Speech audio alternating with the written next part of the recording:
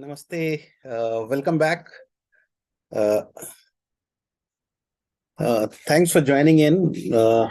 And we have a large team today, both on Zoom, and quite a few of you all are on YouTube. So really appreciate being part of this forensic course. Okay, let me do one thing, so you can participate. Okay. My request will be to keep yourself on mute unless you want to speak, and keep your mobile in shutdown mode so that you can focus in the class. Okay. So we have just finished basics of Linux so far, and the real journey of forensics, and particularly the forensics for Security Operations Center, will begin today. And we have an expert today with us who is going to take you through the class. But before he starts, let me give you a debrief about the syllabus and a program, how we are going to progress on that, and what makes this program a very, very different one. So boys and girls, those who are in the class from the day one, for all of you, we have completed the basics of Linux and around 101 commands, and we have given you question answer, around 75 question and answers, which you were supposed to do the practicals yourself in the Linux window, in Kali Linux window, and you have to take a screenshot and prepare a project report in question answer format. Very few of you have actually submitted the assignment, and I'm sorry for that, but I'm really feeling very low and sorry about that, because at the end of it, if you are not very conversant with those 101 commands, and if you don't have the confidence in you that you are conversant, this class is going to be a waste of your rest of your few days. So I was expecting that all of you will be through with it. Am I audible? I know I'm not visible, but that's fine. I think visibility is not important. Am I audible? Can you put your hands on, if you can? Okay, Mahakji, thank you so much. Really appreciate this. Nivesh. Oh, appreciate. Thank you. So from today onward, we'll be going through a chunk of the sessions on Linux for forensics. Okay, how to use some of the Linux commands for forensic purposes in our real life situation.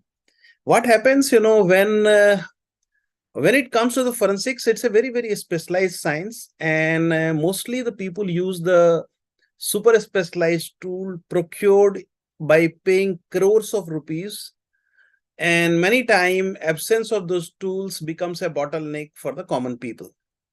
Frankly speaking, I have been in many organizations. I have worked in Security Operations Center, and I know the pain attached to that. Getting a tool of forensics, some few crore rupees in the Security Operations Center in bulk, it was almost impossible.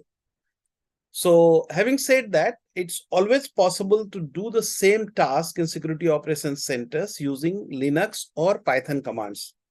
But this session is more focused towards Linux command, and naturally, we have got a bulk of work that we need to do as a part of overall forensics, which need to be carried out as a part of day-to-day activity in Security Operations Center.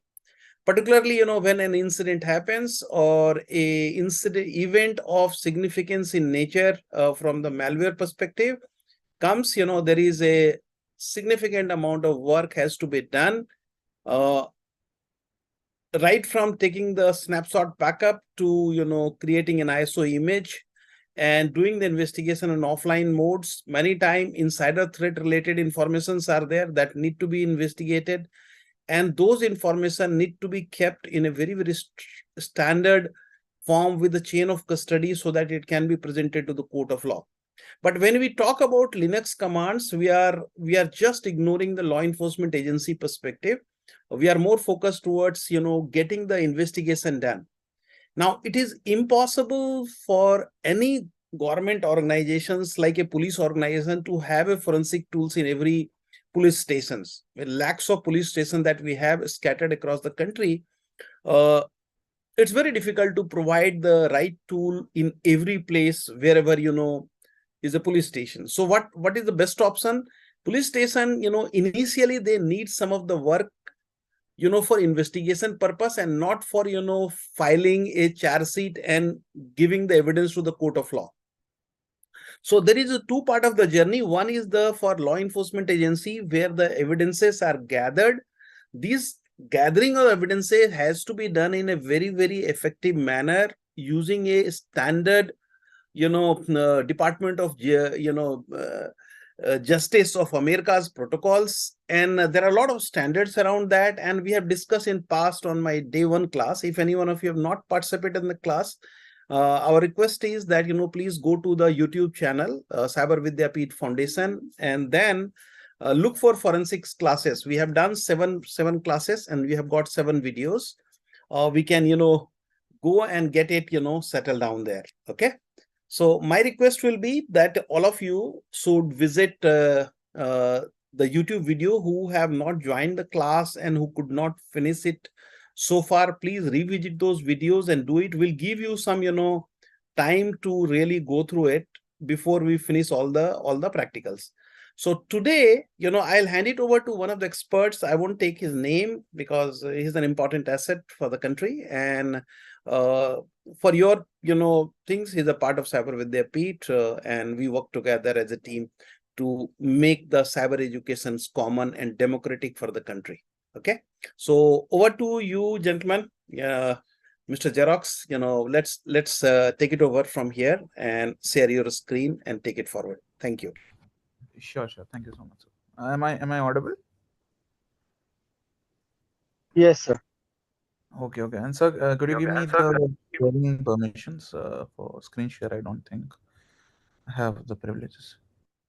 You have the privilege, no problem.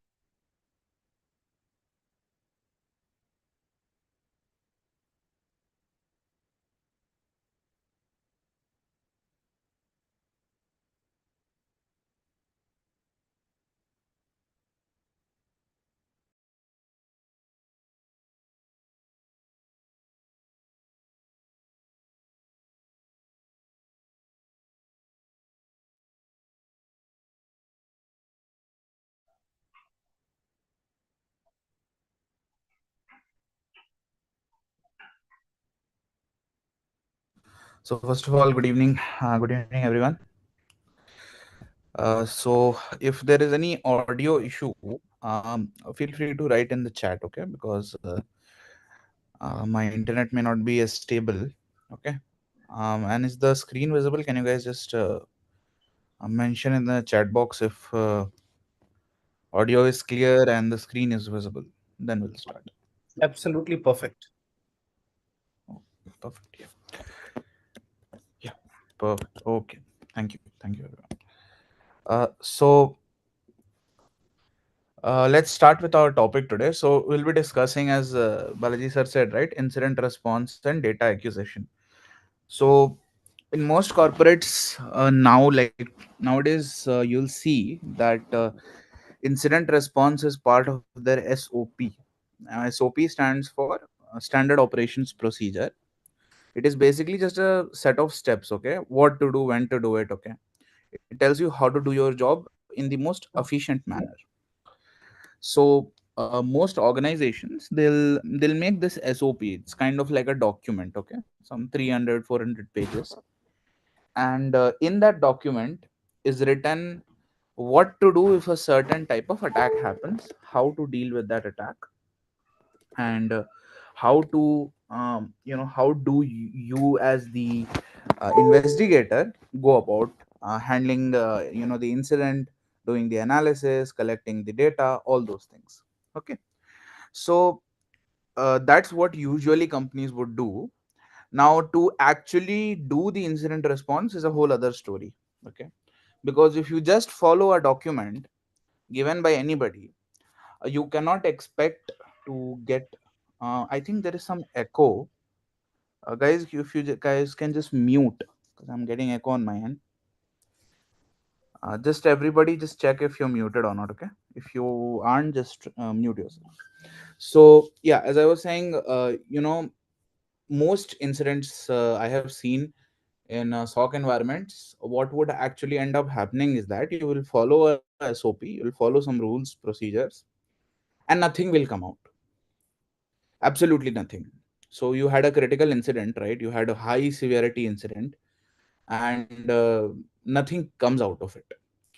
So you can have all the software in the world, you can buy every product out there, right? All the big shots, but in the end, what ends up happening is that you don't end up collecting anything. Okay, still I can there is some feedback on my end. Just give me 1 second, guys.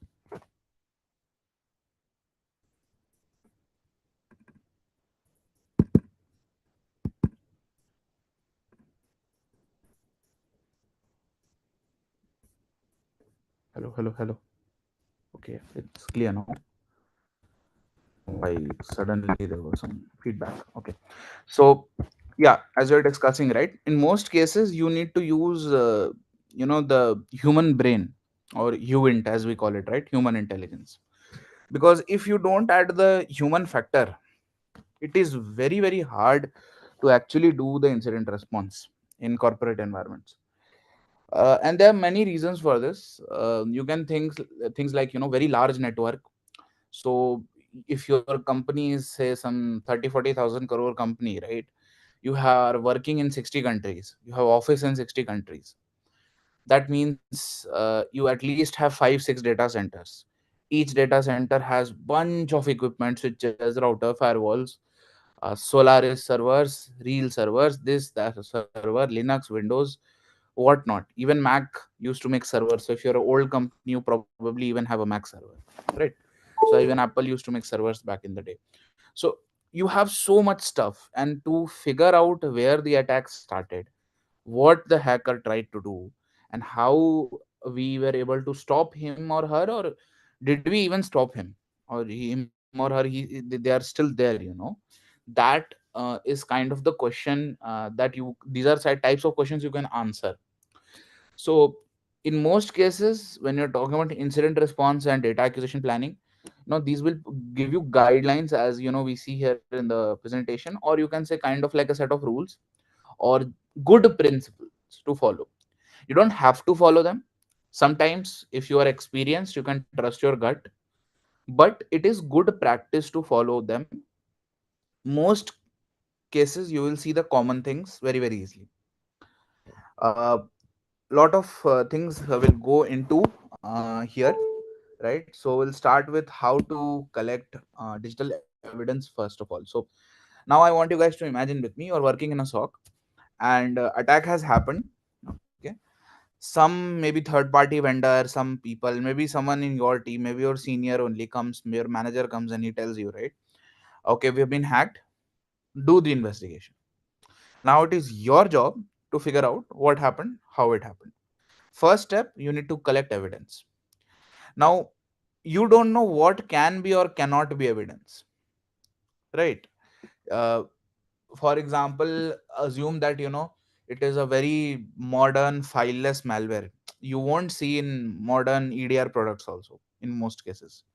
If it uses some fancy DLL reflection attacks, right? It won't come in all your antivirus tool and all these things, firewall. So what to do then, right? How do you go about collecting so much data that you can cultivate that evidence? And it depends completely on the magnitude of the threat. So if it is just some common phishing attack and nothing has spread, you have confirmed. Some email came, please click here, generate OTP, something like that. Maybe you can just block it in firewall and ignore it. Or it can be much more complex in a scenario of a SOC, right? So because see, 99% of corporates and government organizations, they're moving to a SOC model now. Gone are the days where four people will be handling the security of a multi-billion dollar company. There were days like that, but now it is like 3 300, 400, sometimes even 5,000, 6,000 people for large organizations will sit in a SOC, and they will monitor each and every file and packet that goes north, south, east, west, anywhere inside the organization, from outside to inside, inside to outside. Everything is monitored, collected, stored, warehoused for future research or digital evidence, whatever the reason may be for the organization. The standard for keeping any evidence or logs is 90 days right now. What US government recommends. Uh, some organizations try to keep 120 because that is what Mitre recommends, which is another cybersecurity research organization. So usually 90 to 120 is recommended to keep the data with you for research, testing, digital evidence engineering, incident response, trying to find evidence of an attack, these kinds of things. Now, some interesting things we can see is, other than digital, say you are having documents. Say we were talking about a SOP, right? A guide which tells you what to do when an incident happens. Say I print that guide. That is a very sensitive document. It is an internal document of a company. Technically speaking, the classification would be internal sensitive, and assuming the TLP protocol, it should not go out. So the people who come and clean the, say, SOC room, right, the cleaners who clean the office, if they come in and they see the document, they steal the document, and the document gets leaked. Assume, right, you don't know who they are, right? They could have had a background in BTech. For all we know, everyone in India has done BTech at this point. So you don't know, right? And they leak the document, and you are a huge company, say you are Microsoft, right? And suddenly everybody knows how you do security, which is a big threat, because now hackers know how to hit you where you are weak. So these are very sensitive documents, and they can be easily destroyed also, right? If you're talking about paper based documentation and storage, then as we see here, water can destroy it, fire and humidity, of course, bugs, paper ages, especially the paper that you see nowadays, the A4 sheet paper, right? That doesn't have a shelf life of even 20 years. So that will just become dust in 20 to 25 years. And some types of paper still there are which can last long.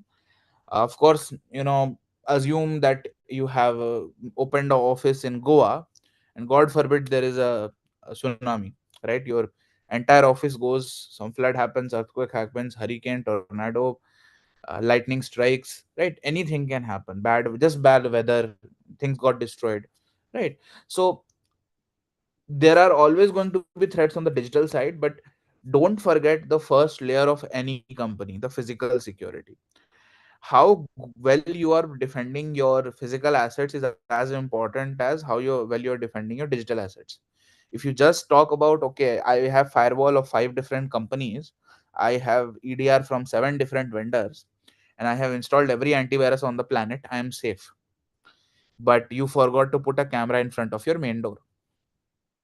Pointless, right? The hacker can just walk in, put a pen drive, take everything, and leave.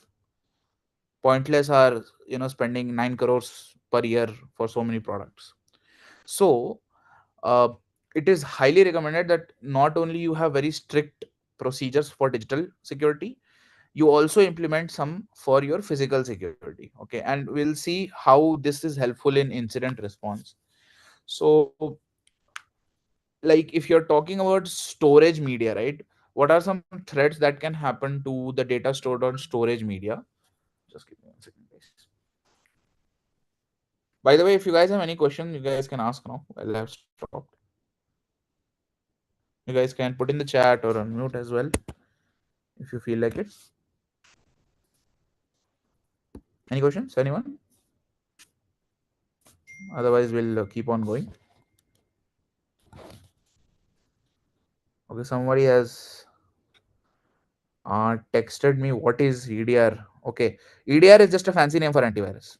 For now, that's all you need to know. Okay, it is just fancy antivirus. That's it. Imagine if you want to sell antivirus to big company, they are not buying. They're saying antivirus last 20 years it has existed. What should I buy? You buy EDR. Okay, not much different from next gen AVs, but yeah, some features they have additional, but it's the same thing only, more or less. So now let's continue. So as we said, right, many different threats to data stored on digital media or storage media, like human error, right? uh, Yesterday my manager gave me a hard disk with all the important company documents.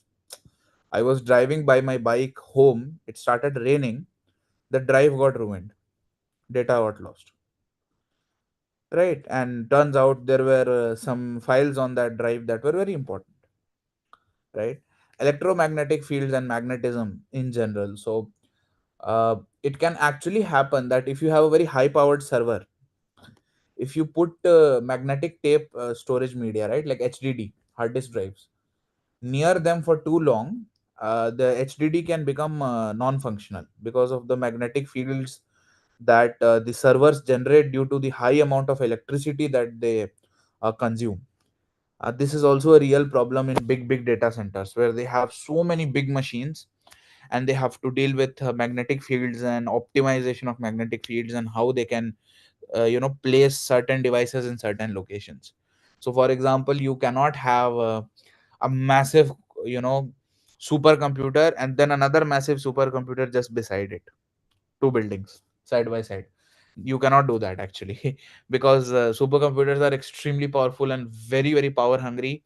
The magnetic fields generated by one will start disrupting the communications and the electrical channels and the data stored in the the storage medias of the other, and vice versa. So uh, happens in big data centers like AWS has one in Mumbai. They go through same problems, and they do designing only like that. The engineering is like that, that this does not happen. Okay, water and condensation is a big issue in servers because again, if you look at data centers, even SOC is always chilled because of the amount of hardware. uh, if you put some big air conditioning, right, system, after a while air condensation will start happening, things will start dripping water, right? So you need to have a very good condensation and plumbing system. Heat in general, but I mean, if you're having a good air conditioning, then heat is usually avoided unless you are just throwing your pen drive, going in a desert and just putting it out there. Physical impacts, of course, I mean, that's a given, right? If you throw something, then it's going to get destroyed. And then finally you have static electricity, voltage, right? These kinds of are also the threats that you may see, right? So these are some things that you may find. Of course, natural disasters, again, I mean, see, this is a given, right?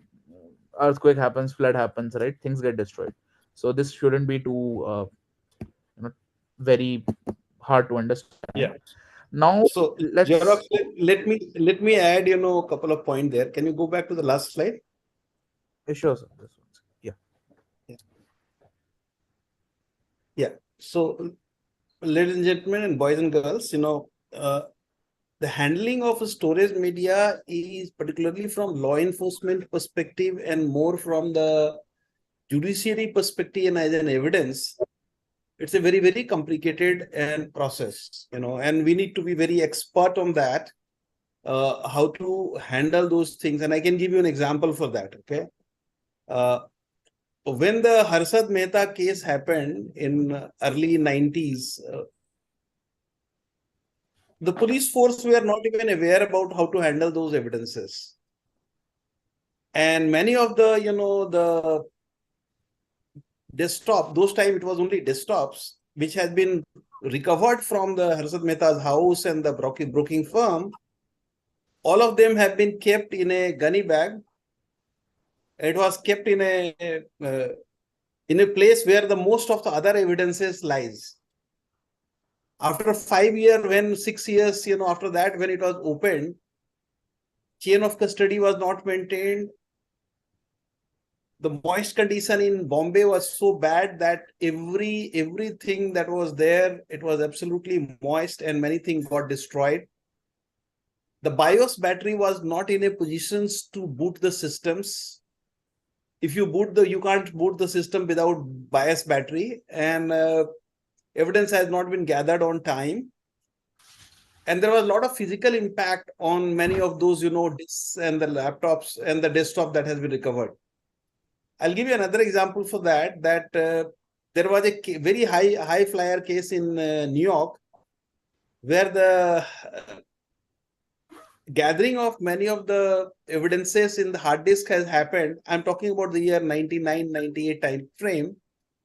And it was kept in a building in a very safe conditions, physically safe conditions. The culprit knew that the evidence is significant, and if the police does the forensics, on time, they may get wrapped up with so many digital evidence to prove the case.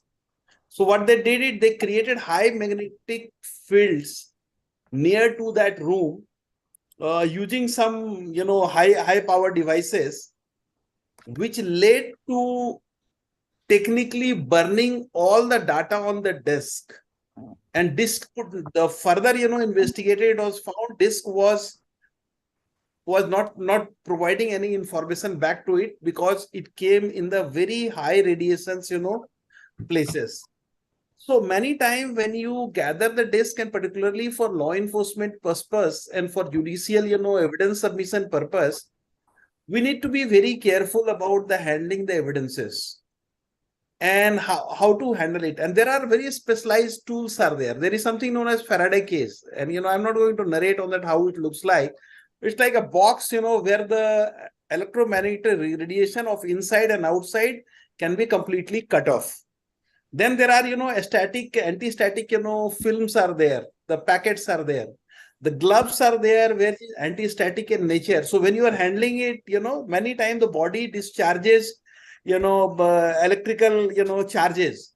So many times that can lead to collapse of a small USB device and the memory inside that. So when you are gathering the devices, your hands should be having anti-static gloves. And when you are taking the, information, it should be kept in anti-static film, so that external, electrical pulses should not destroy the companies.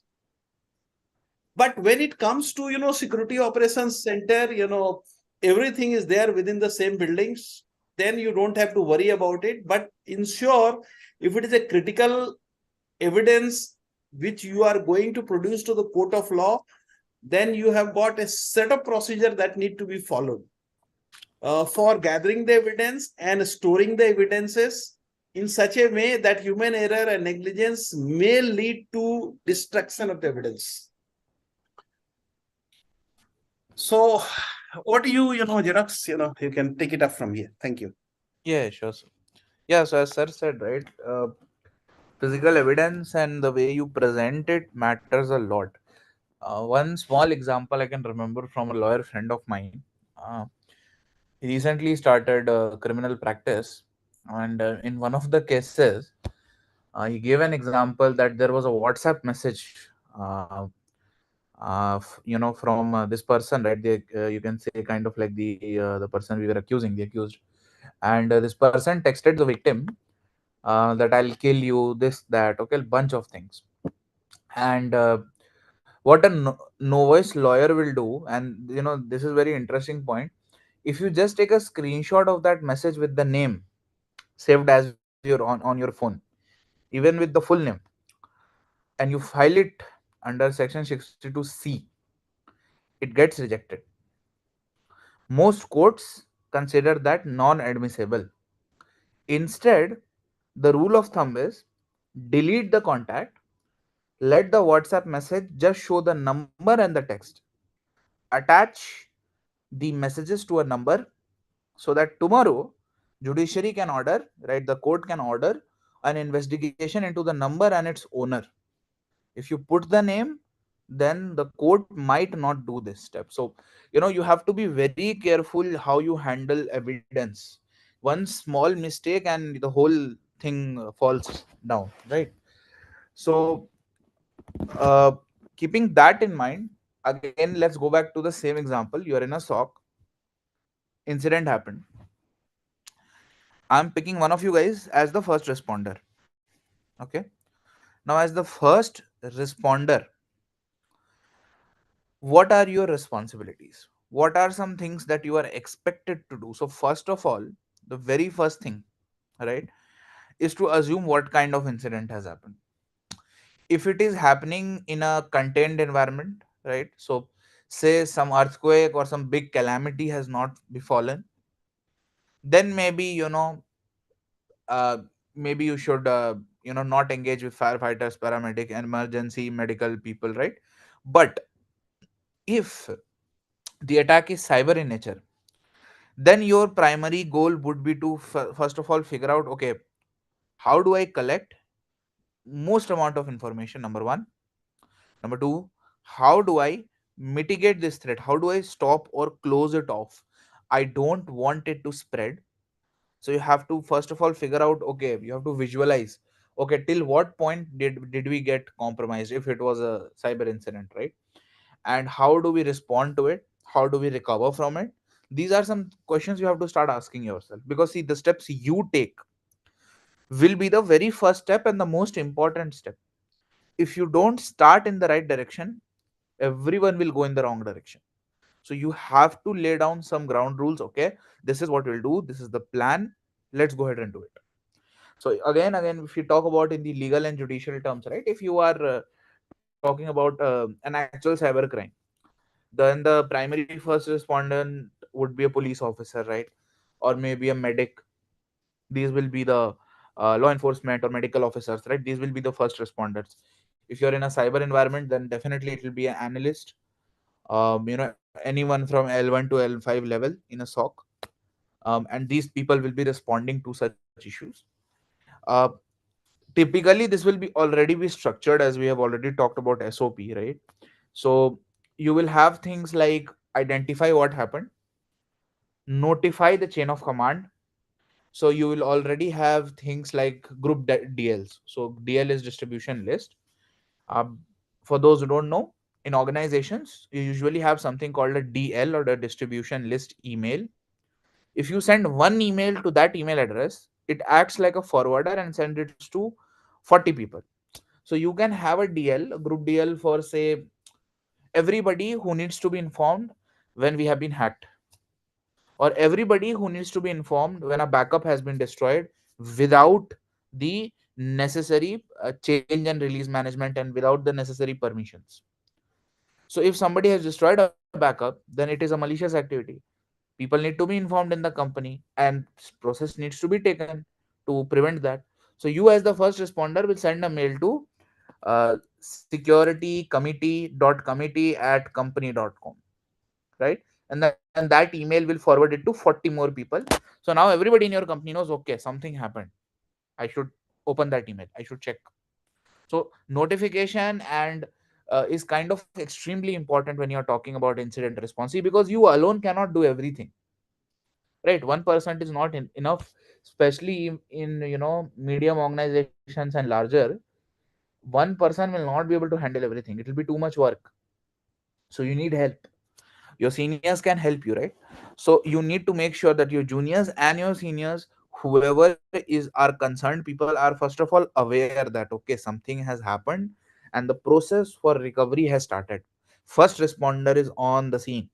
That is extremely important. And if you look at how police works, they do the same thing. When they reach the scene of the crime, they are supposed to put a telegram message, and if they are close by to the police station, they'll go to their radio channel and they'll put that I am on the scene. They'll say a 5-digit code describing the crime, and then they will move on and do the investigation. So even they are following similar strategy. They will first inform, document, go ahead. Again, this can change. For example, if it is a catastrophe, earthquake is happening, you are the first responder, or tsunami is still happening, you are the first responder, then I am not expecting you to inform your superiors and juniors, right? Then handling the incident comes first. But in most cases, it is recommended that you at least notify. and then finally containment. Now there are two forms of containment. I'll talk in both physical evidence and digital evidence. So if you talk about digital evidence and digital incidents, containment usually means cutting off a part of the network. Simply cut it off. So for example, Microsoft got hacked, right? We had the solar winds hack, which is extremely famous, and the hack went extremely deep into the Microsoft systems, and they were able to steal the Windows XP source code, which was later leaked on Telegram. So that is a, you know, extremely, I would say, a massive attack. And Solar Winds was held responsible, and I think just 3 days ago only, our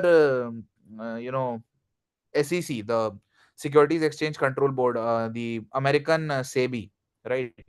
They have fined SolarWinds CISO and CRO some large amount of money. I don't remember the exact money, and they have told that you have misled your customers because your product got Microsoft and other companies hacked in a massive cybercrime operation. So these things do happen.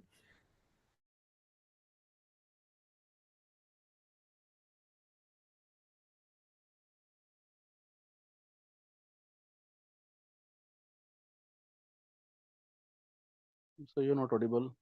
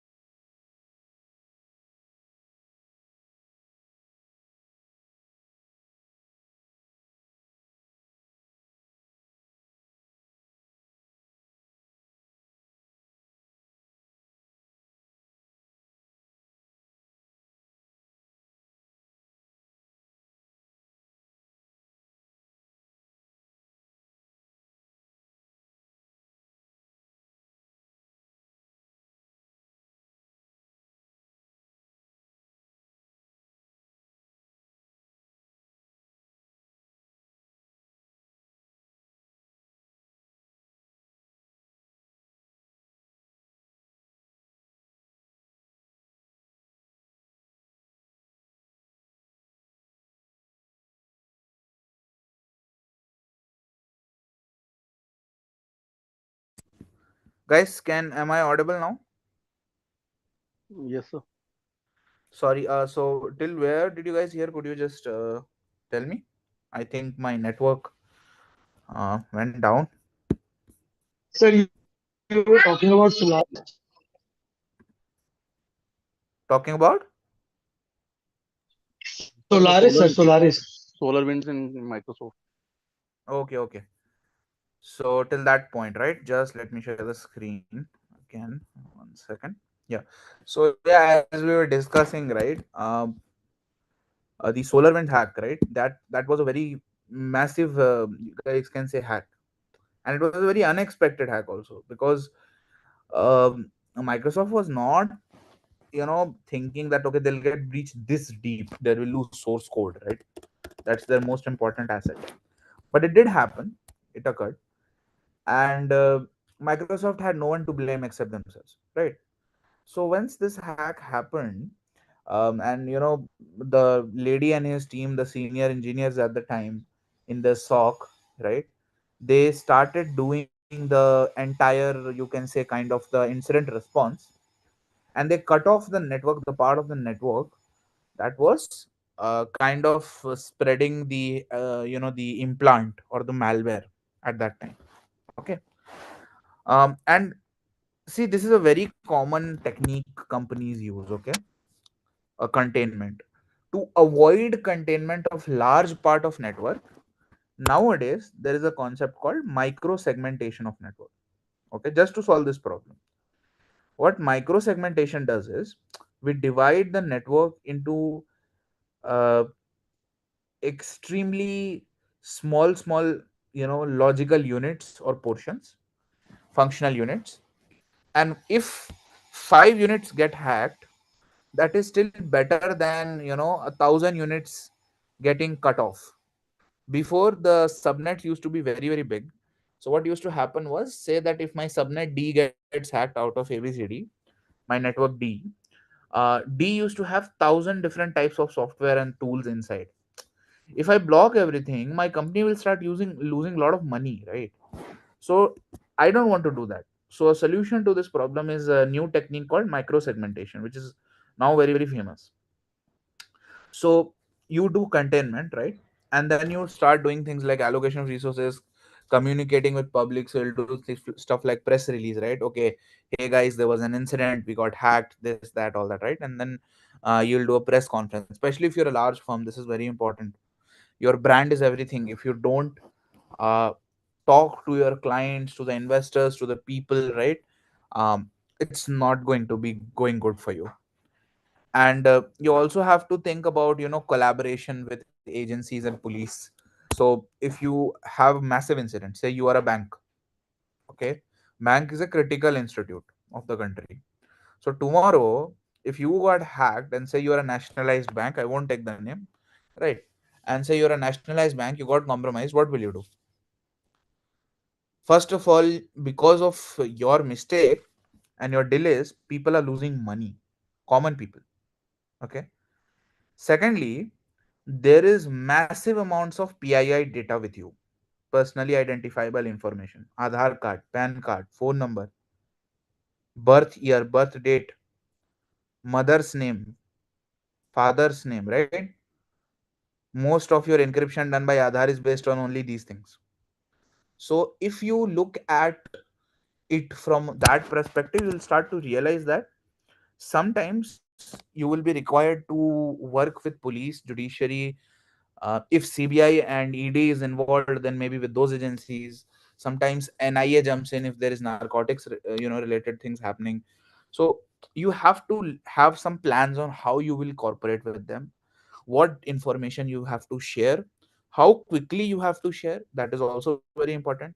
If you tell certain we got hacked, 3 months later they cannot help you, right? If you tell certain in the first 3 hours, maybe they have some experts who can help you, right? So you have to be uh, quick about it, and that really helps if you have, again, a standard set of procedures, which is what incident response plan or SOPs for incident response and change management tries to give you in big corps. And if you look at effective incident response, to be effective, the word effective here basically means is incident response you're doing, okay, good. How will you save time? That's basically what it means, okay. And if we look at it from physical perspective, that is extremely crucial. If I'm paramedic, recently a tsunami happened, and I am not going to my job on time, I am not going to help people on time, this will affect things like health and public safety, right? If I would have gone there on time, maybe I'd saved 10 lives. Now I can only save 2, right? And it is extremely important that we look at these points, because these points help us realize that we can turn back to normal situations faster if we are efficient and optimized in our way of handling incidents. Okay, and I'm again taking both digital and physical, because your company can suffer through both. Never assume only digital hacks will happen. Physical attacks, atrocities, weather changes, tsunami, earthquake. Now these things people don't know.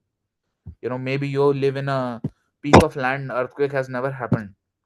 Well, guess what? Maybe today it will happen. To this day, scientists cannot predict where an earthquake will happen, right?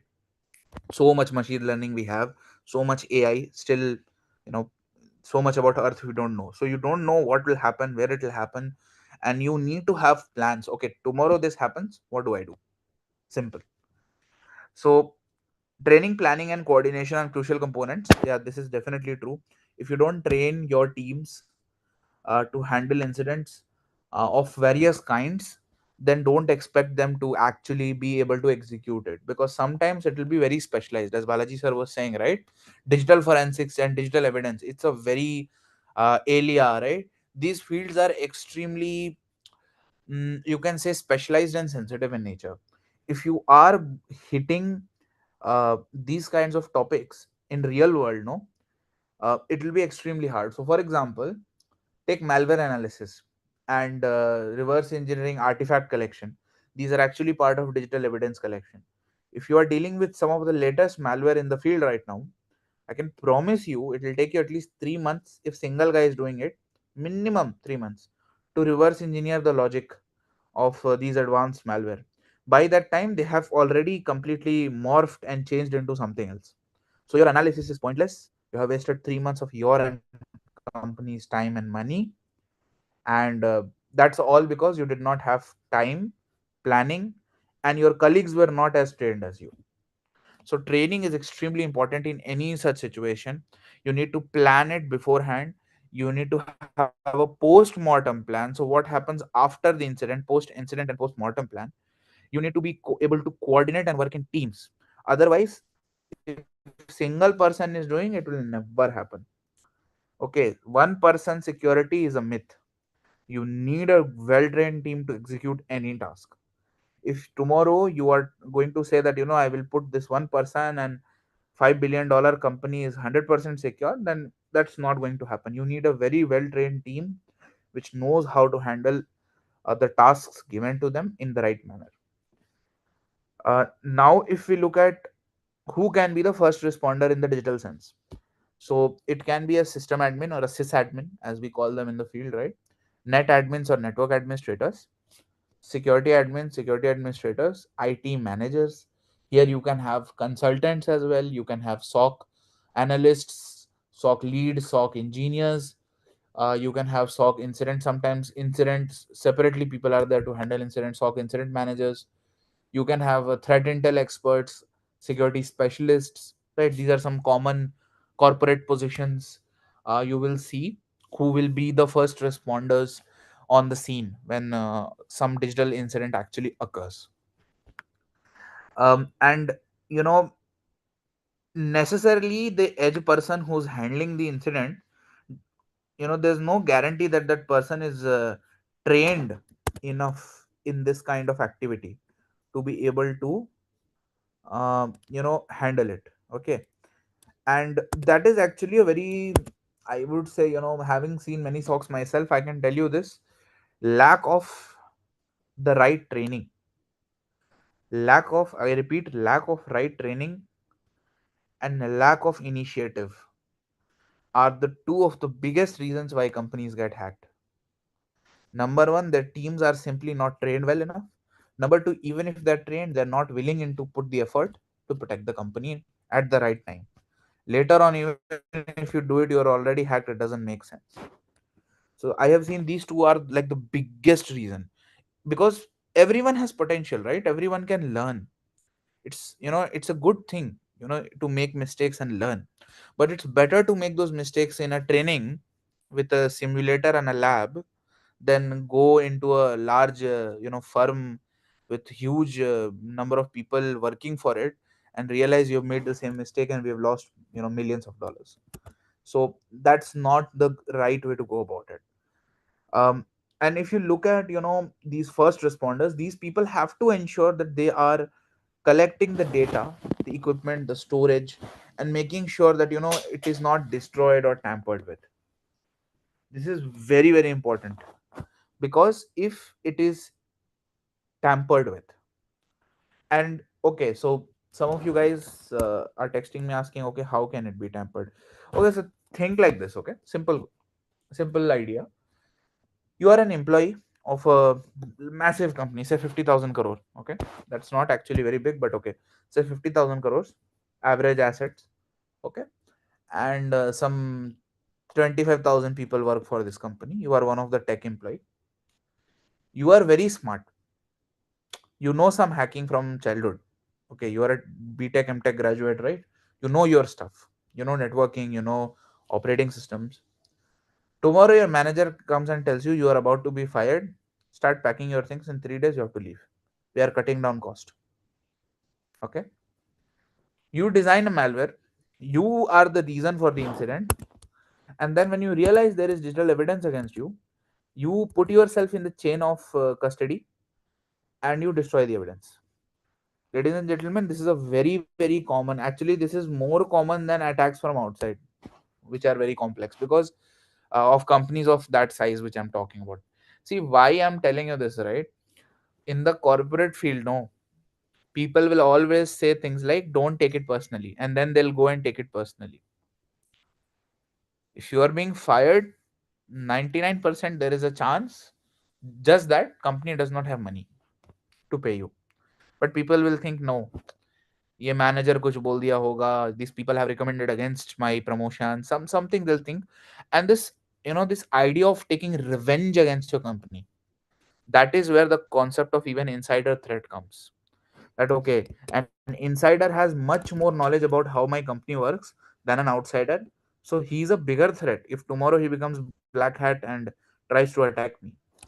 And this is true for digital evidence as well, ladies and gentlemen, right? If they have access to the evidence of their own attacks, if they're at that position, right, I mean, expect them to destroy it. So you need to have a very good chain of custody, and probably need to start taking backups and clones of that data very soon.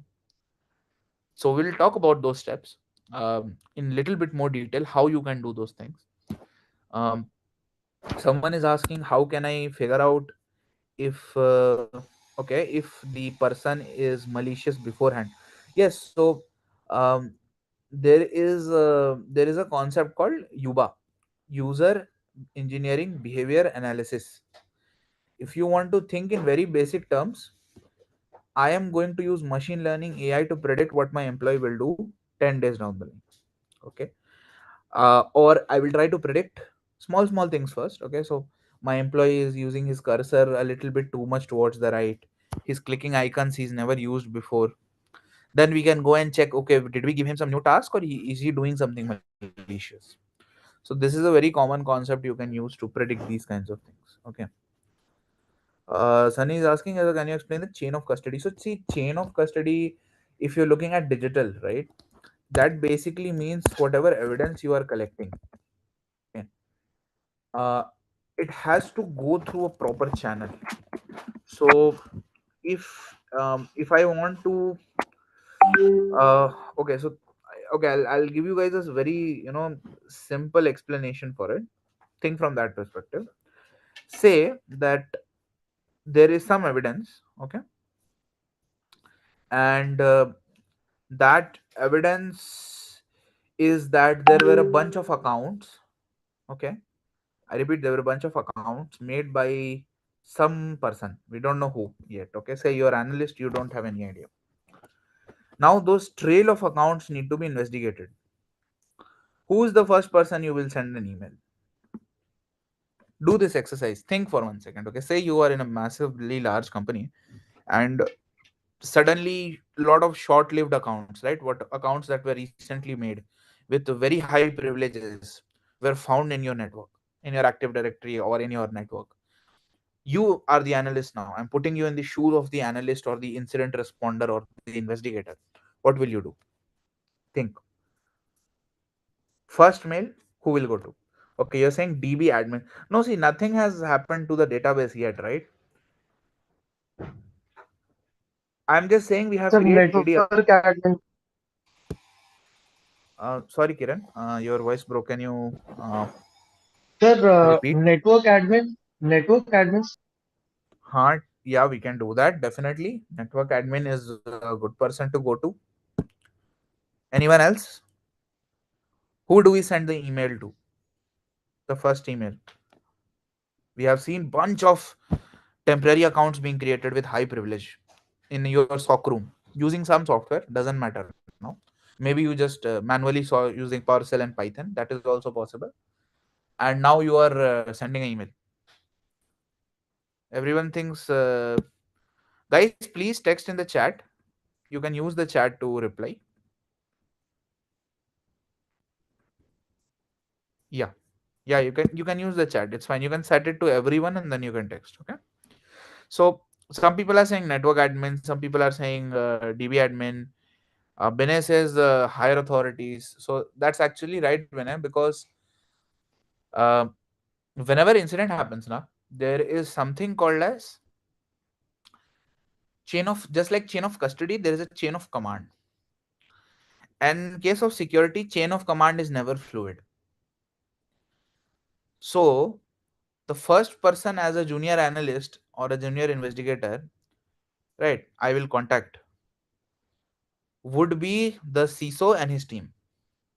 The first email will go to them stating, Sir, I request permission to initiate investigation into AD. And if CISO is not available, or vice CISO, senior VP, VP, associate VP, all this LT and senior management is not available, then the responsibility will fall at the senior security admin or manager, right? Maybe SOC lead. If SOC lead is also not there, then whoever is my senior, it will come to them.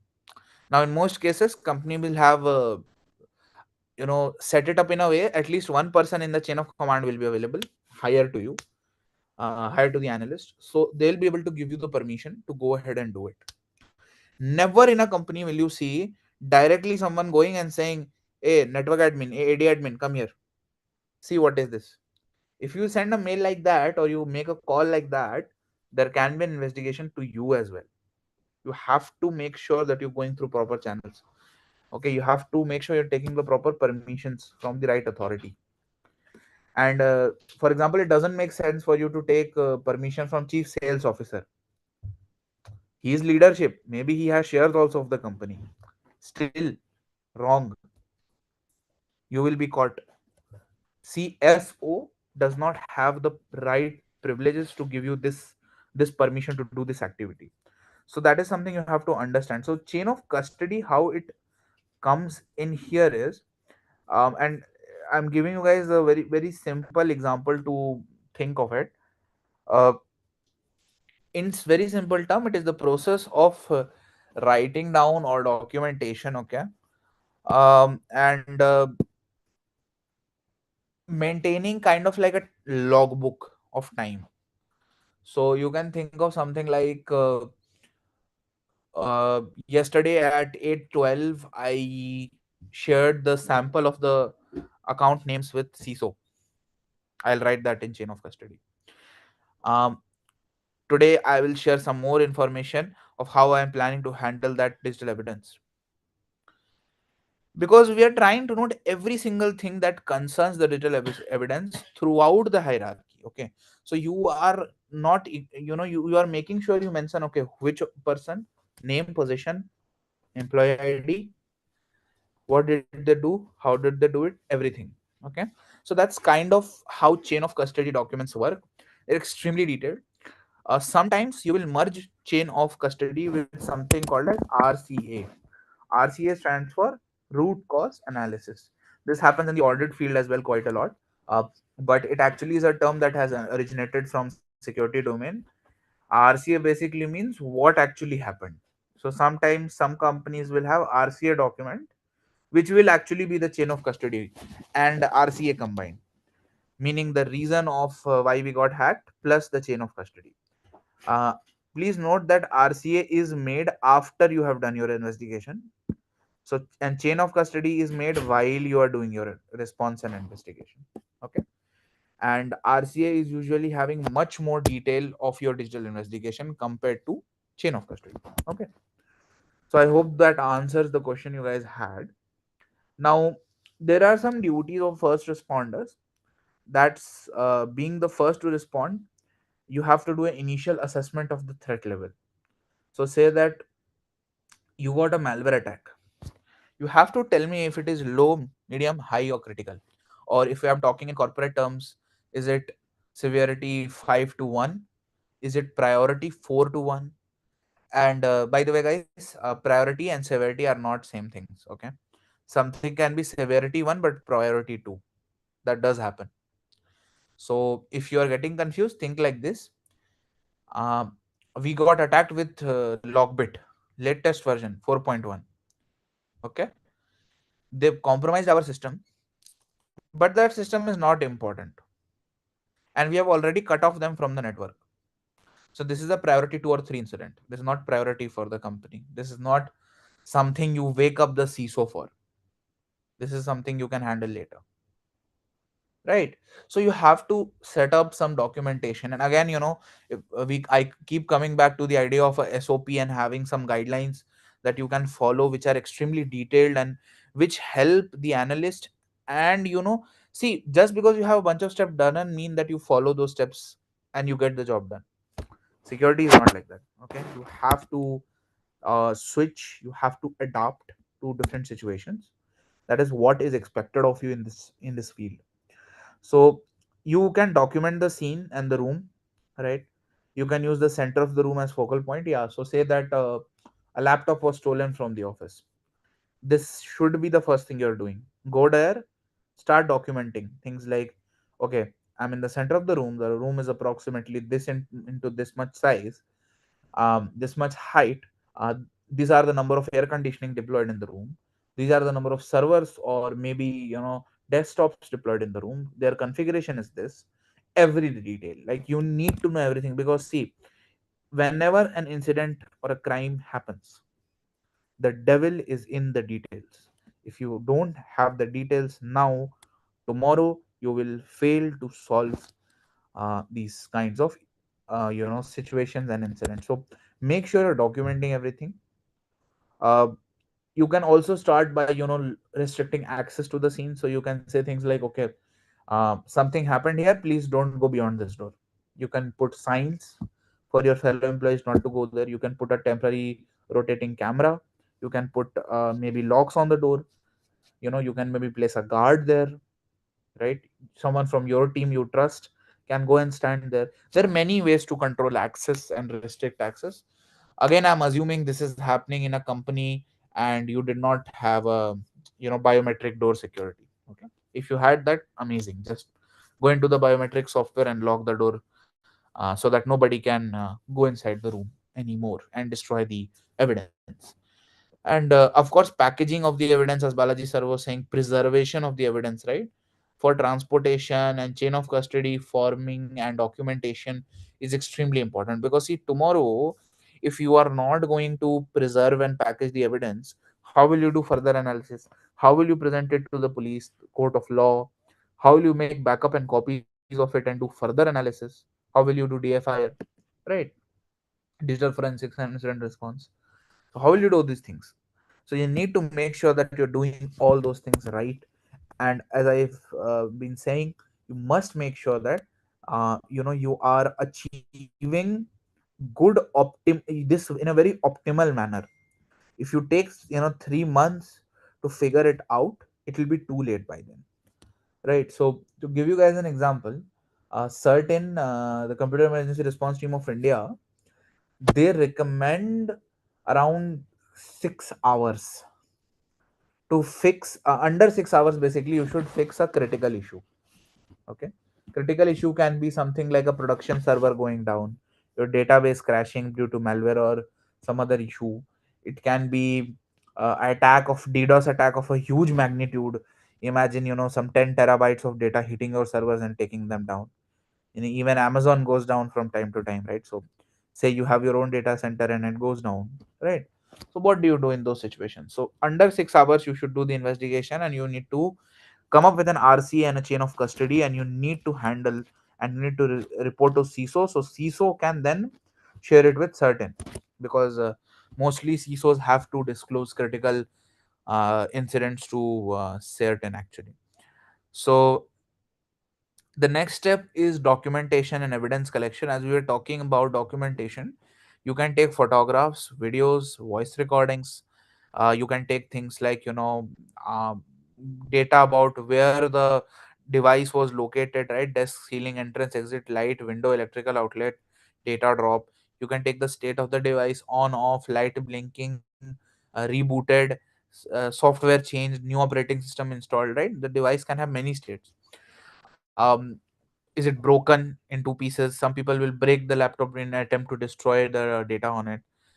the screen contents, when you got your hands on it, what operating system, what could you see, what was the date and time, maybe the the virus that attacked the machine was from Russia, so the time has changed, the date and time on Windows has changed to Russian time. Now it's showing time in Moscow. So that is a very, very good evidence. You should take note of that. So these kinds of things, maybe you take a photo, you take a video, right? You save those things, you print those photos out, and you collect those videos in a safe place. You take, books, notes of the employee which got hacked, any pieces of paper that the company might have given him, maybe rule book, SOP, you take from that person, any connected disconnected cables, right? So you have to make sure that the data that you're collecting is comprehensive. You are not leaving behind anything, and you are making sure that your scene of crime is well defended, well protected, well restricted, and that nobody is going to compromise the evidence. Right? Balaji sir gave a very simple example of how, such a huge case, thousands of crores of scam, right? Harshad Mehta case, and the evidence was non-existent when they actually opened it up, right? So this can happen, it does happen, as a matter of fact. And when it happens, it is so sad, because see, you can fix these things by just being very, very careful. If you are careful, if you have a nice checklist of things to check, and take notes of, awesome, you'll probably do a great job at documentation and evidence collection. Okay. And as the first responder, you should probably take any computer systems they had, any laptops they had, any tablets they have, any storage media they had, cables and chargers. Yes, chargers as well, especially the charger adapter. Sometimes there is malware in the charger adapter also. That also I have seen in socks. So sometimes you have to take the charger also and open the charger adapter, and it turns out there is a Raspberry Pi Nano attached to it with a malware written in C language inside it. Okay, which is infecting Android devices or iOS devices which are trying to charge it. That has happened. These are real world examples of Indian companies getting hacked. Okay, I'm not even talking US and all, I'm talking in India. Small enterprises are getting attacked like this. So there are going to be things you want to collect as evidence related to the incident. Okay. Now, physical evidence collection and prevention. As the first responder, you should have some items to collect the evidence and document. Okay. Sorry. Yeah. First of all, you need to make sure you're wearing the right clothing, protective clothing with eyewear, gloves, sterilized gloves, use and throw kind, probably best. Anti-static mat or wristbands so you don't destroy magnetic evidence. Identification of label tag stickers, portable living devices, right? Various pens and markers. You probably want some notebook also with you, which is not having any metal binding of any kind, or metal bracing or binding, so you can take notes. You want to take at least 5 different colors of markers so you can take different kinds of logic notes. You can make short notes. You want to take cable ties. You want to take toolkits of Phillips flaphead trocks, right? Specialized screwdrivers and their heads. LNK, the entire LNK set of screws you want to take, right? A flashlight, magnifying glass, sheezer and form. So this is just for documentation. Then you take containers, boxes, packaging material, anti-static bags, very important, anti-static bags. That will save your life a lot of times. Right blocking hardware, we'll talk about that. Portable imaging activation devices, right? So if you have this much of, you can say, you know preparation beforehand you have done, then you can say that you are in a pretty good condition to start taking and collecting the evidence and documenting it in the chain of custody, and any other notes that you might make, which will go into the RCA later on. Okay. So that's where we usually, that's what ends up usually happening. So till this point, is everything clear, guys? And you guys can ask question in the chat box. Okay, I'll mute for about 2 minutes. I'll give you guys some break, and I'll have some water. Put your questions in the chat box, and I'll answer them. Okay. So let's take a short 2 minute break.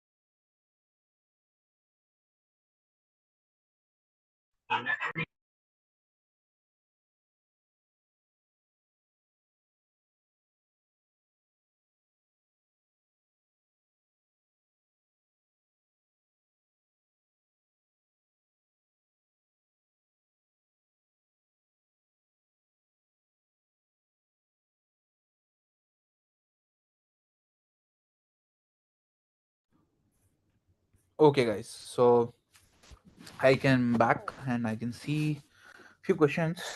Okay, some personal, some on everyone. Guys, it's fine. You don't have to do a DM to me. You can put it in everyone's because everybody will learn from your questions.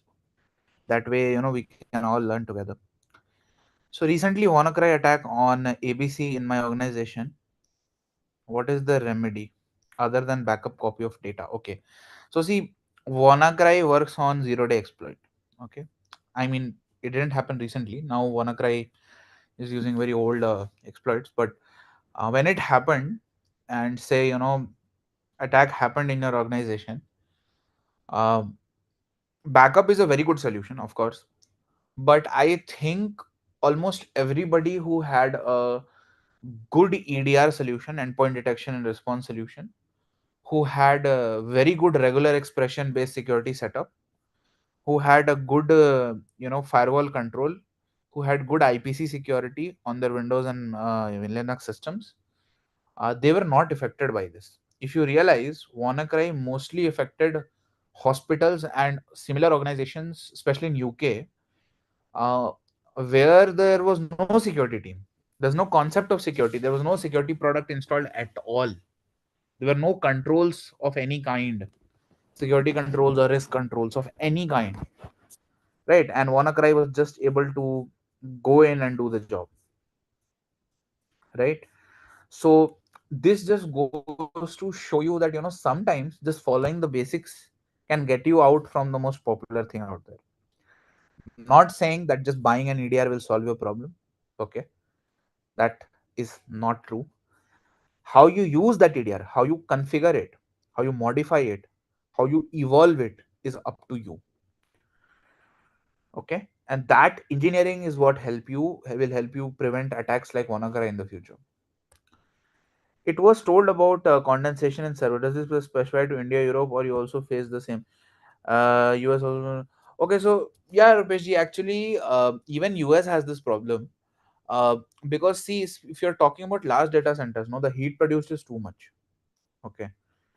Uh, like, think like this. Okay, if I have like 7 floors of just servers and related devices, just imagine how much electricity will I be consuming. Right, there is a data center in Mumbai for AWS. It powers 80% of Indian AWS customers. Not everybody in India uses AWS, but those who use, around 80% of those customers are dependent on that Mumbai data center. It's a huge data center. Okay, it's a full-fledged enterprise grade data center. So in such situations, no, weather is really going to affect or location or continent, because with that much electricity, simple uh, simple concepts of physics will start um, coming in. I think it was called the heating effect of electric current, if I'm not wrong. We all studied it in physics, I think, in class like 8 9 something, right? So if you increase the voltage too much, and if you are having too many high powered devices, after a while, it will start generating enough heat to even radiate into nearby areas. So there are some nuclear research facilities in Russia where nearby villages have to deal with a lot of sudden rain and cloud bursts, because the water supply comes and the water gets evaporated due to the heating of nuclear reactors, and then the weather changes. So what you are deploying, what's your use case, a lot of things matter. Okay, and then you are saying that as a first responder, above is a very big list of items. Yes, but then that makes the job of all the other people easier. See, because if you're not taking a bunch of evidence and artifacts, what ends up happening later on is that you will not be able to collect that, and there is no trust. So chain of trust will get broken. So say tomorrow I took some data, I forgot some things. Okay, you said big list. Okay, same way analyst also said big list. He did not follow the full list. Out of 10 things, he did 5. He came out. Tomorrow, people came to office. Someone ate and threw something on that same table. Someone took that pen drive home. The camera stopped working for 2 days before only. AC stopped working. This, that, blah, blah. Lot of issues were there. Now what? Now what is the the trust factor that if I as the investigator goes, I was able to collect all the evidence. Maybe there was fingerprints I could collect it. Now it's smudged. You never know. So it is actually considered good practice to train your first responders to collect everything. Take fingerprints of the employee if need be. Collect these things. Very, very important. Because later on these sometimes these things become the all you need to prove in a court of law. Okay, this person needs to go to jail, they tried to attack us. Mehak, do we hide our identities while being in security field? Particularly, I'm talking about Instagram and other social media. Should we avoid them? See, being truly honest, I recommend that you avoid. Okay. If possible, try to stay away from anything Meta has made. So Facebook has made. Okay. They do massive data mining and warehousing, and they have like algorithms to predict your likes, dislikes, relationships, all that stuff. So they're very intrusive. So it's better to stay away from Facebook applications. Okay, Telegram is safe. You can use Telegram. I don't recommend Signal. It is not safe. It is backdoored. People in security community recommend a lot, but that is actually made by NATO and America. So you cannot actually trust Signal. You can trust Telegram. I don't recommend WhatsApp. I do use it in a sandboxed environment, but I don't recommend it. And if you can avoid it, also completely just delete it from your life. If you can take your family and friends to Telegram, amazing. Just take everybody to Telegram, shift your groups to Telegram, just take your whole life to Telegram. Okay, your meme sharing, link sharing, document sharing, just take everything to Telegram. That's a much safer bet you guys have comparatively. And there has to be a dedicated kit for the same. See, that's the thing. There are standards, Rupesh ji, but each company has to develop some of their own based on their requirements, where they are located, what is the law in that country. So you cannot make a one checklist and you can say, okay, this is the only kit or checklist I will follow and I will not go outside it. Sometimes creativity is required in a corporation. So for example, you know uh, a lot of old style managers will hate me for saying this, but uh, many times when a junior employee will recommend something, seniors will say, okay, okay, theek hai, first you go get experience. I feel in security that should not be the case. Always listen to what your juniors are saying. Everyone has something to bring to the table. Everyone. And be paranoid. In security field, always be paranoid. The moment you are not paranoid, you have already been compromised. Be paranoid. You are already hacked. Think like this. Now what to do? Always be paranoid. That's the first rule. You have to always be paranoid. Assume everyone is watching you. Everyone is out to get you. It sounds very scary, but once you start thinking like that, automatically your security will become magnitudes of magnitudes of higher. So magnitudes of security higher. So you have to kind of take that approach. So what about logs and activities? See, log collection is a whole other thing. If you're talking about user logs, system log, application log, network log, all these types of logs, behavior logs, um, traffic logs, traffic intelligence logs, BI logs, right? Company usually has a lot of logs. So if DB logs, right? DB system usage, CPU usage, RAM usage. uh, Even in AWS, there are 74 different types of logs. So if you're talking about logs, you can always collect, you can always analyze. Yes, that would be part of evidence. If that is what you're trying to ask, Beneji, that would be technically part of evidence. Okay. The next question that we have here is, as a first responder, What should we do to prepare for company network that could be connected through Wi-Fi too? They delete or encrypt data at them. See, सबसे पहले I would recommend that your Wi-Fi networks uh, need to be running the latest protocols. First thing.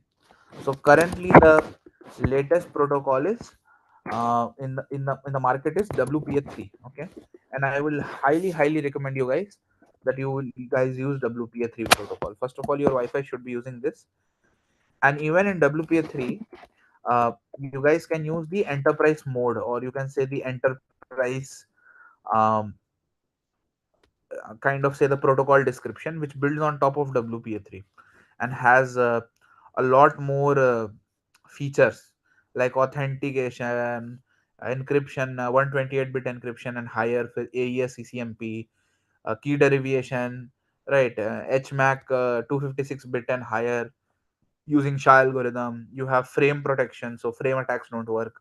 So if you're implementing good Wi-Fi structured mesh networks with WPA3 and something like Wi-Fi 6E or 7, like the latest and the greatest stuff with nice patching, nice firmware security, there are very good products out there. um, Most cases you will avoid at the Wi-Fi layer only. If still somehow they're able to get into your Wi-Fi, um, then you should probably start by learning about micro segmentation and how you can control access from a Wi-Fi. For example, some of the companies I have given consulting for, they did something very interesting. They had Wi-Fi's for guests and even employees, but using the Wi-Fi you could not access the all the important portals. To access that, you had to use a desktop, you had to be in office, you had to log in through the desktop, and the desktop was connected through a secured wired cabling channel which cannot be tampered with because it goes into the ground, and it is completely sealed off. You cannot touch it also. So people do this, companies do this, yes, very much so. And that way you can actually protect such attacks. And if even then, just give me 1 second. Yeah, so even then, if they get in and they try to do some malicious activity, see, trying to encrypt or delete data, this is very ambiguous statement. How have they got in? Number one question. If they have gone in through Wi-Fi, what endpoint they have compromised? See, Wi-Fi itself is not considered an endpoint. So if they're hitting the Wi-Fi, have they changed the DNS setting? Is now the DNS malicious? You should check these things. Am I being routed to the right website? Is the routing firmware okay on the Wi-Fi? Because nowadays attacks are increasing against iOS routers and similar kind of solutions in the market, like Citrix products. So see, it's a very complex question. If you start getting into it, um, there are many ways to go about this. For example, if they're encrypting your data, you can first of all ask what type of encryption. If it is decryptable by yourself, then maybe because you will be surprised how many ransomwares are using very weak encryption. Like, you can decrypt it by yourself. You don't need to hire some big software or big team. You can just write a Python script and write a decryptor and take the data out.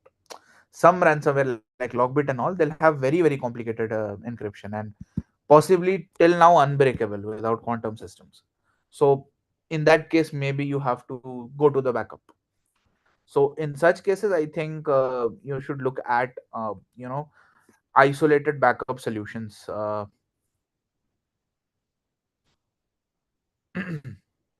Okay, so Karan Goswami asks, since there was a news recently of Aadhaar data, yes, is it true? If yes, then what could be done to protect it? See, I'll be brutally honest with you. Don't ask me the source for this. Aadhaar was not hacked. Something else was hacked that does not have Aadhaar data. Don't worry. Your fingerprint data, your biometric data, your eye retina data, all that is safe. Okay. Aadhaar was not hacked. Don't ask me how I know this. Aadhaar was not hacked. Don't worry. Okay, because if Aadhaar, it's not so easy to hack Aadhaar. Okay, a lot of people are working day and night to make sure that doesn't happen. So if some cases the culprit burns down the system, damages it, what are the immediate response? See, if there is damage, then there is a whole checklist you can follow. First of all, If they have burned it down, stop the fire, recover whatever parts you can, start hardware forensics. There is a software called Chip Whisperer. There are many hardware hacking tools. One of it is Chip Whisperer. There's also the Yuba boot drive data collector. There is memory forensics tools like Autopsy. You might want to check if they are still booting or not. You might want to open them up very, very carefully, do a proper forensic investigation. So there are always things you can do, even if a hacker burns something down. Okay, there always going to be some trace left behind. um, to give you guys an example, one of my friends Chinese phone, not audible, guys, am I not audible? Yes, sir. No, sir, it's fine. It's coming, right? Sir आप Audible हैं, हो सकता है कुछ लोगों को नहीं, ऐसा भी होता है sir. Sure. So if that is the case, so guys, please just leave and join back. Okay. So yeah, so we were discussing that. Just give me 1 second. I think there is some glitch happening this side. Network issue. Yeah. So there are always going to be protocols you can follow even when severe damage happens. So example is one of my friends. They had a Chinese phone which dropped from like the 5th floor or something. Okay, it broke into pieces. She took it to a store. The store guy told, "I'll fix it," and the store guy was able to extract all her photos from that half broken drive hard disk inside that phone. And this I am telling you happened somewhere in North India. I won't tell you the location, in 2017. Now imagine if that same guy has been doing that forensics and opening of phones till 2023, how skilled that person is now. So don't think that there are not techniques or trainings. Even trainings exist and techniques also exist. Even from broken hard disks, people can take out and do bit divide, bit filling. There are many techniques. Bit swapping. You can extract the data many ways. Side channel attacks are there. Even for damaged devices, sometimes electrical impulses and low level functions will respond. There are many ways to achieve data evidence collection from even burned devices. So as you told, most of hack is due to lack of right training and lack of initialization. How can we get such training to face it? See, first and foremost thing, if you're talking about training, I think the best way to train is self train. First thing, start becoming aware. Follow people on Twitter. Use fake accounts, it's fine. Follow people on Twitter. Follow people on YouTube. Follow people on Mastodon. Follow people on IRC chat. Follow people on dark web. Shut up and learn. Only speak when necessary, because there are some god level people out there in the market who have hidden themselves for months, years, decades from UN governments, and don't think you can't learn anything from them. So the first and the best way to learn is self learn. Have the attitude that I don't know anything, today I will learn 3 new things. Sit every day with that attitude, and by the time the year ends, you would have learned 100 new things. A big issue I see in a lot of big teams is that a lot of people have this ego or pride. I have worked for 10 years, I know so much. You don't know anything.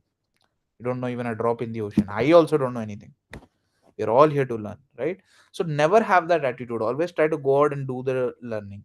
Secondly, if you want good trainings, see, industry standards we already know. The OSCP is a great certification. If you guys want, you can give and take it. Especially if it is corporate funded, you can just no money is being given by you. So if it is corporate funded, I highly recommend OSCP. Just go and give it. Get it anyways. Every HR in market is looking for it. This CEH and all is not very good training. I don't recommend it. CISA does some audits and some forensic DFI training, which are good. They are copy of SANS training only. Uh, and again, the SANS training syllabus is uh, almost 80% of what you will learn here. So more or less same training only. So training wise, see, the problem is that it's costly. If you really want to get hands-on DFIR and ALIA training, no, it is costly. It will cost you money. You have to get throwaway devices, hardware, classroom. Everybody has to pay a good chunk of money, right? To organize that much assets to do physical training and all those things, right? And then we see, okay, is Microsoft Edge, okay, sorry, what was the question again? If Microsoft Edge, okay, where did it go? Yeah, in Windows, and many times tab pops or some run in the background, new things comes. Okay, see, to be brutally honest with you, Microsoft, anything they make is not safe, hands down. If you're doing a startup, see, tomorrow if you start a startup or a company business, right, my first and the best recommendation I can give you is don't use Microsoft. Don't use Excel, don't use PowerPoint, don't use Word. There are very good open source alternatives which can do the job better than Excel and PowerPoint. You do not need to use those tools. You do not use to use MS Teams. There is Jitsi, which is open source server. You can host locally. You can have video chatting across the world, encrypted channel without data collection, without using Microsoft Teams. You don't need to use OneNote to take notes. There is open source tools like Vim, NeoVim, Nano, Pico in Linux, which can be modified very, very easily to become a full-fledged note-taking monster. You can take notes, you can share notes, you can design code, program. You don't even need IDEs with Vim. Vim is so powerful. It can be configured to be a full-fledged IDE. And once configuration is done on one system, you can use Active Directory to push the configuration with PowerShell on 50,000 systems. And everybody has a nice ID, right? So, see, if you're talking about actual security, I think one of the reasons organizations still get hacked is because the foundations are weak. From day one only you're using Windows, what do you expect? You're going to get hacked one day or another. The question is just when. So if you're starting from scratch, highly recommended, guys, just avoid Windows and their entire stack, Microsoft stack. Just run away. As far as you can, just run away. The best advice I can give you when it comes to Microsoft and their data collection and how they go about it. So, as security professional, what are some of the personality traits we can develop? Just self learn, like just self learn. Go out, start reading books. See, nobody will tell you learn this, learn that. Okay. A few years ago, I gave myself a challenge. I'll read 100 books every 6 months. I ended up reading 370 books. So, challenge yourself. And it's okay. Sometimes you'll not understand something in one book. Maybe in other book it is better explained. Still read it. Look at the diagram 7 times. Right. So, it will take time. And there is no such thing as one book to rule them all. You have to read thousands of books. Still, you will feel like you're lacking. That is how big this domain is. So, never think, okay, one book only, uh, will be able to handle everything. What about CompTIA Security Plus? Say Security Plus, Network Plus is a good certification, but its value is more in America and all. Like in India, you won't see CompTIA certifications with much value. Okay. Uh,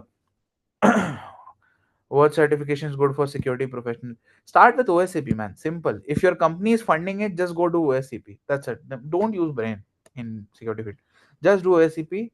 After you are OSCP certified, you will be at a level from where you will be able to chart your own career. Just do OSCP and don't pay by yourself. Tell your managers to pay it, okay? Because OSCP is a very reputed certification. If you are working even for a medium-sized organization, they should be able to pay for the certificate. It's not very costly. Barely costs, I think, 35, 40,000 now. Nowadays in India, it's actually getting cheaper. So just get OSCP. I would highly recommend. Get Cyber Vidyapeeth certifications. Get good books. Sit, study. Your knowledge will speak more than your certificate. I have till today, I am being honest with you all, I don't have any certification. Students I have taught have cleared OSCP. Till now, I have no certification. Every interview I have ever gone to, they'll ask me what certificate you have. I'll tell bluntly to the face of the CISO, I don't have certificates, but I can help you write the syllabus of the certificate, whatever you want. So knowledge will always trump a piece of paper, because you don't want to be tomorrow a paper tiger, you want to be real tiger. So focus on learning, reading new things, reading research papers. Okay. Is Brave browser really safe than others? No, it has crypto miner inside it. Can you recommend the best book? There is no best book, Ajay. Sir, please suggest a few good books. If you guys want, later on I will put a list of some basic books that you guys can go through. I personally believe physical copy is better than digital copy. So whenever I get a book, I have my own printer, inkjet, right? And I will print the copies of the books and I will read, take notes, highlight myself like a old guy. Okay, I just like that reading, learning like that. You may be able to read in PDF, in Kindle or something, right? It's up to you. So we'll share the list later on. Okay. So any other questions, or can we continue?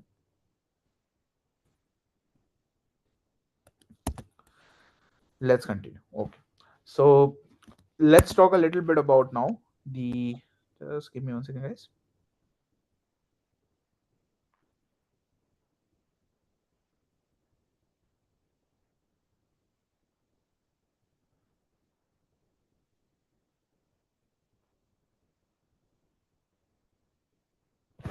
Okay, just give me guys 1 minute. Okay, I'll go on mute for just 1 minute.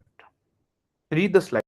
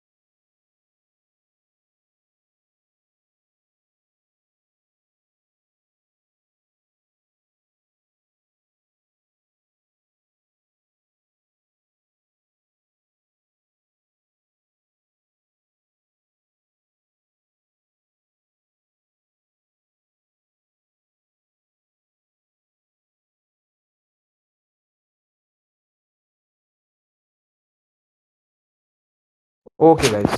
Okay, so let's go ahead. Let's finish up today's material. So you have physical acquisition tools now to acquire a lot of this evidence. You might need some kits, some tools.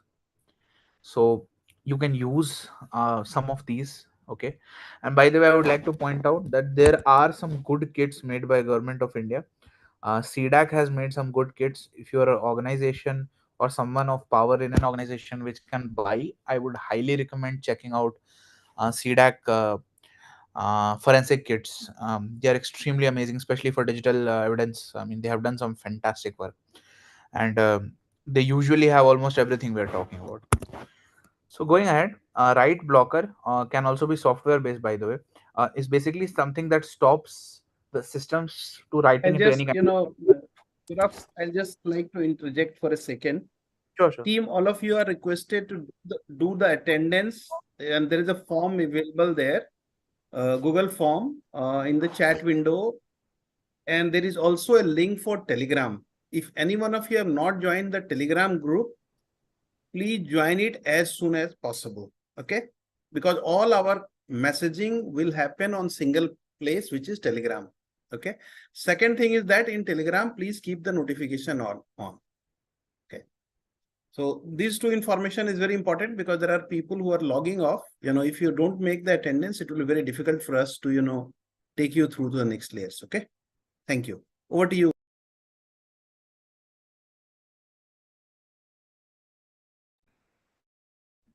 Sure, sir. So yeah, guys. So let me just, I think, screen share. Yeah, there you go. So we have write blockers, we have card readers. Sometimes you might also want a card writer. Okay. So it completely depends on the need and the requirement that you have for physical data acquisition. Okay. So you might also need different types of adapters. Okay, you might need uh, USB to SATA. You might need JTAG to USB, USB to JTAG, USB to C. Basically the standard of USB is a gold mine. You probably want to check them out. um, and then you have things like device cables, right? So SATA cables, HDMI, even JTAG cables are nowadays very common, used in drone hijacking and all those things, and sometimes even collection of data from drones. You have networking cables, right? Crossover consoles, sometimes people will keep a firewall and a router nearby so they can log packets if it's a network device. And there are some other devices we'll have a look at. Sometimes people will have SDR, which is software defined radio, so that you can actually track the packets coming out of that network device if it is already booted, which you can keep as evidence. So these are some basic things that you may have. And then if you look at the different guidelines for physical collection, right? You want to label everything. So here it says just cable and connectors, but I would recommend start labeling monitors. If it's a desktop, start labeling monitors. If it's a server, start labeling every connection that comes in. Okay, you want to put everything in a collection bags, which are like small plastic bags where you can have which are non-static, so you can keep your evidence there without it getting destroyed. You want to use stronghold bags for storing wireless and radio capabilities based data, or if you have a Faraday cage for keeping evidence in your company, like for example Google does. So you can go and put in a small Faraday cage your evidence, and you can lock the cage and give the key to the right chain of command. And store sensitive data in anti-static bags, protective casings, RF protective casings sometimes you'll get. You can label the containers during transportation. You can maintain some forms for chain of custody, so that from one person to the other person, once the custody is passing also, that is also being documented. Now then comes the order of volatility. So the scientific working group on digital evidence, the SWGDE, lists what is the least volatile and crucial to most volatile. Okay, so RAM is the most volatile of all media. RAM will disappear the moment you switch off your system. So you should make a snapshot of the RAM immediately. That should be a priority. Then you should figure out what are the processes running. You should run procmon if it's Windows. Use the procmon API to extract, or get API counter. Use Windows API. There are many ways on Windows and Linux to extract all this data, and then keep that data. Then you want to look at the active network connections. Then you want to look at active system settings. Then you want to finally go to storage media. So you guys might be thinking, as an analyst, I'll go check the full file folder first. No. First capture RAM, running process, connections, settings, then go to your storage medias. Because these things usually, the first four usually end up revealing what is wrong. So it is highly recommended you check RAM, running processes, connections, and settings first. And then if you guys feel that okay, I should also maybe check other things, then you can go and check once. Okay. um, Guys, you have the attendance form and the Telegram group. Please fill it. Please make sure that you are clicking on both links and getting that done. Okay. So moving on, we discussed a little bit about chain of custody. We also talked about how much information should we store in it. And we know that when you're giving some job or some evidence or some task from one person to another, it needs to be noted, right? It also provides you a level of accountability, because see, tomorrow who to hold accountable is very hard job in security. Back in the early 2000s, if your company got compromised, everybody will point hand at CISO, CISO will hand point at manager, manager will hand point at you, you get fired. It's a real story. But if you were maintaining a chain of custody, the work was already given to your manager. So now the manager mistake is highlighted, and you keep your job, right? Manager is the one who fired because he made a mistake. And see, you have to do it in a very, how do I say this?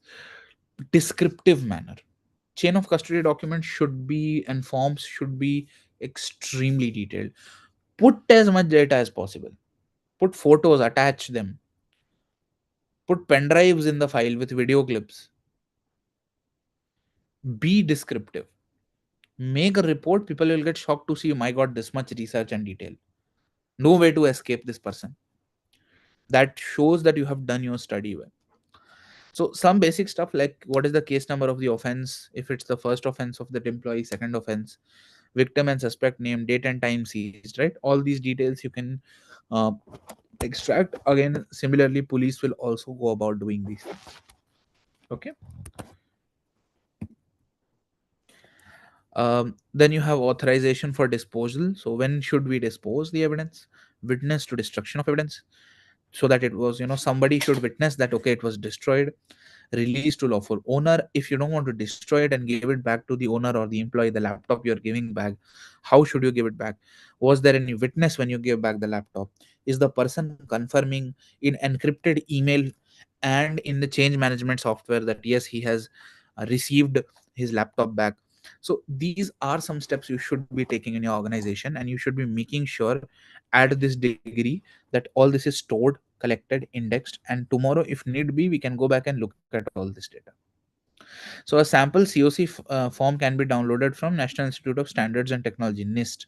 So you can just click on this link and go to this link. So just type NIST COC form, and it should come up at this link. This link is initially not hyperlinked, so I cannot click it, but you guys can take a screenshot, maybe a photo, and you guys can then go to this link. Okay. So till now, is it clear to everyone?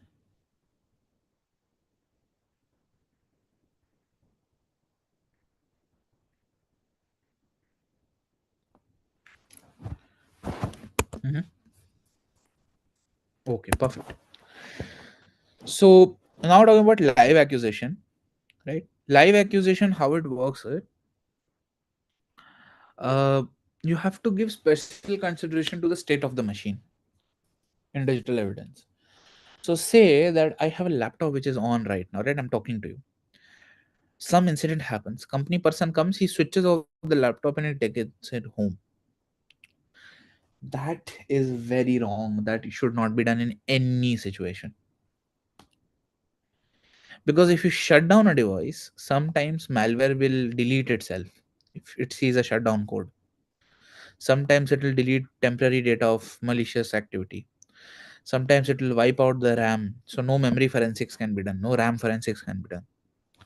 So it is better to number one, acquire in whatever data from whatever state it is there.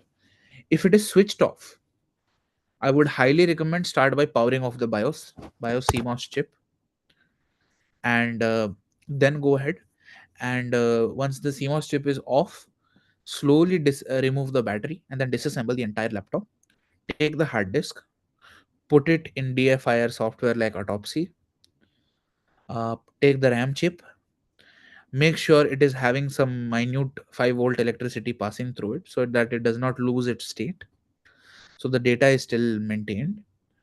If it is a DDR3 chip, I think around 5 to 15 volts is the variable current you need to pass through, and then uh, connect that RAM chip to the uh, RAM analysis system. Probably has Voltality in it, Voltality 3 latest version, and has some custom rules with the default rules, and then you do the analysis if it is switched off, right?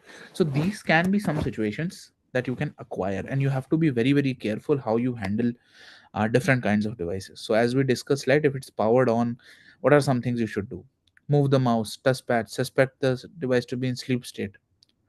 Don't close or open new programs. Photograph and record the screen. Unplug the power cord.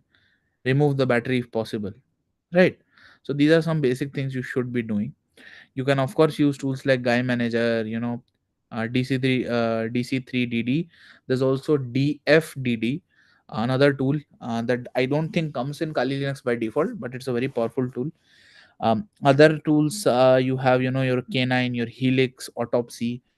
have many good tools that can do RAM and page analysis. Okay, powered of devices again.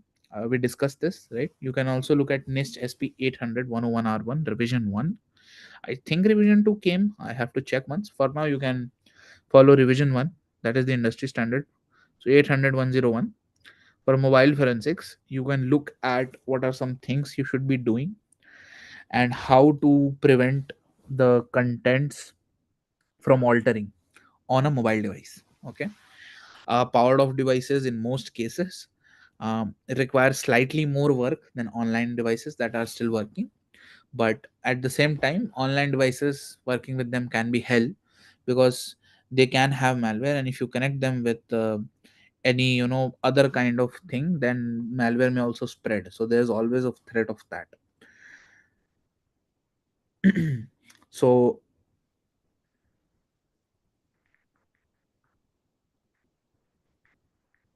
till now, is this everyone clear till this point? See, because this is, we discussed this, and I would recommend you guys to take a note of the NIST, which SP of the NIST you need to look at. Okay, and this should be something you go and read. This is how you learn, right? We're talking about reading, so this is uh, what you should be looking at. Okay.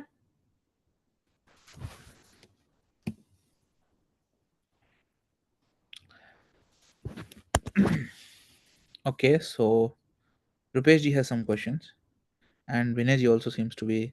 So, data extracted by autopsy tool is legitimate in a court of law, submissible. See, you just can't say like that. Data of autopsy. The law doesn't work like that, Vinay ji. What actually happens is, once you have collected the data, if you have a very detailed chain of custody with images, photos, recording, witnesses willing to swear in a court of law they were there, camera recording, CCTV, if you have all that with the autopsy, then yes. So you need to have supporting evidence. Just the primary evidence is not going to be enough, especially in digital cases, to get yourself, admissible, to get that thing admissible in a court of law. In most cases, there will always be exceptions in law. So there will be someone won some case just with one small thing, but in majority situations, it is recommended all this evidence. Tomorrow, if something happens in a court of law, also, your company lawyers can go, or maybe if you are this happened at the normal level, then maybe you can go to the court of law and present them a very detailed documentation, which is something actually the court will appreciate, because now they have a complete picture of what actually happened when. Okay, yeah, Rupesh ji, you had a question. Sir NIST guideline set कि battery of state में भी निकालने पर volatile memory effect हो सकती है. What is हाँ, needed to सही be बात done है. in that scene? Because you cannot make it on, you cannot store its status. देखिए, So मोस्ट केसेस में if that is the thing, there are different ways to extract volatile memory data. For example, if you are talking about Android, so just take Android as an example. Right now iOS has their own toolkit for this. Android, there are many ways. One is you can try to connect through the ADB interface and get admin privileges or system privileges on the system and dump it. You can try installing third party tools on it. There are some commercial tools which can make your job easier. You can install busybox, which is Linux, small version of Linux utilities, and you can use dd3cd uh, through busybox, and you can try to extract memory that way into, say, an ssh server, through ssh server onto your laptop or maybe your desktop. If you cannot touch the device or you cannot remove the battery, say it is a very sensitive type of device, it will wipe everything if you try to do anything. So there are some techniques you can do.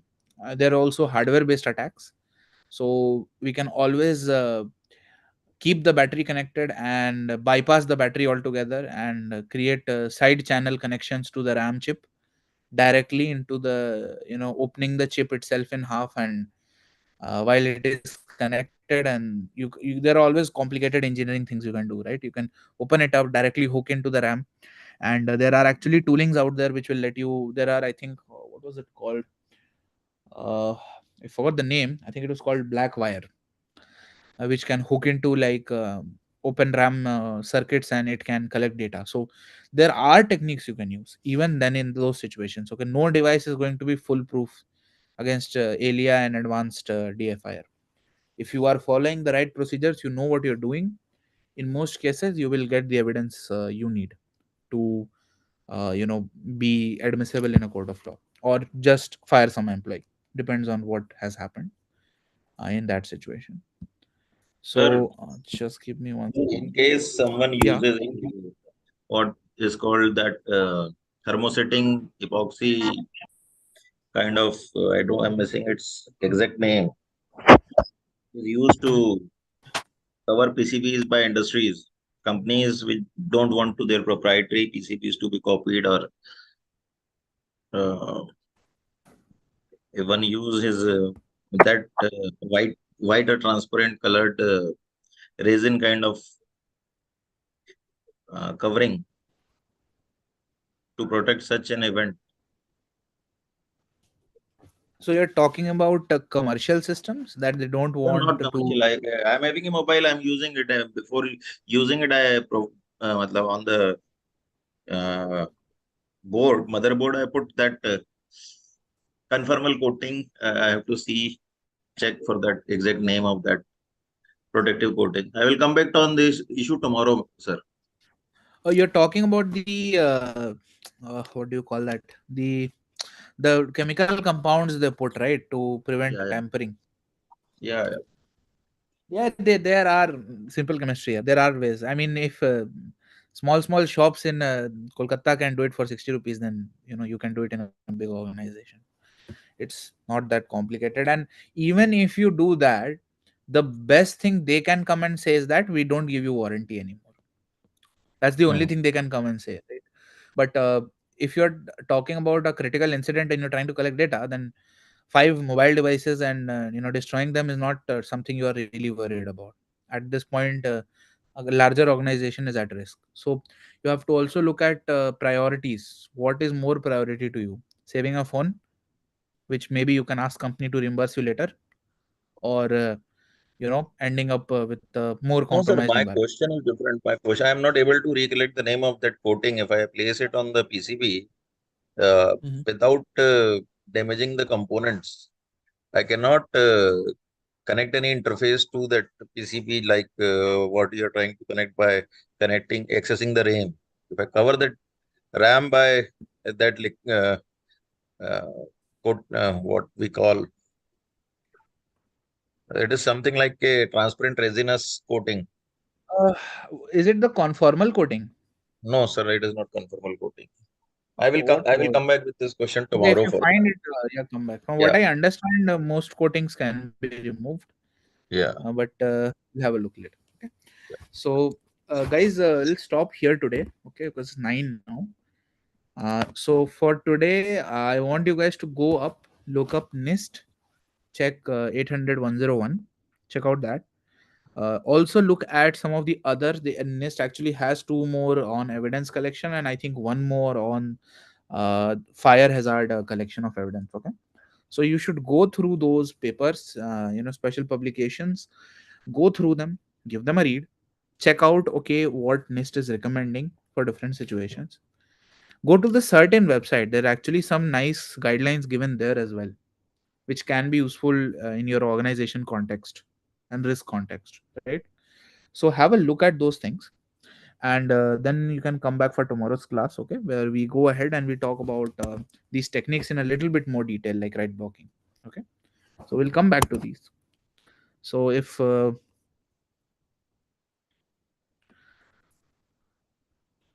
okay, perfect. So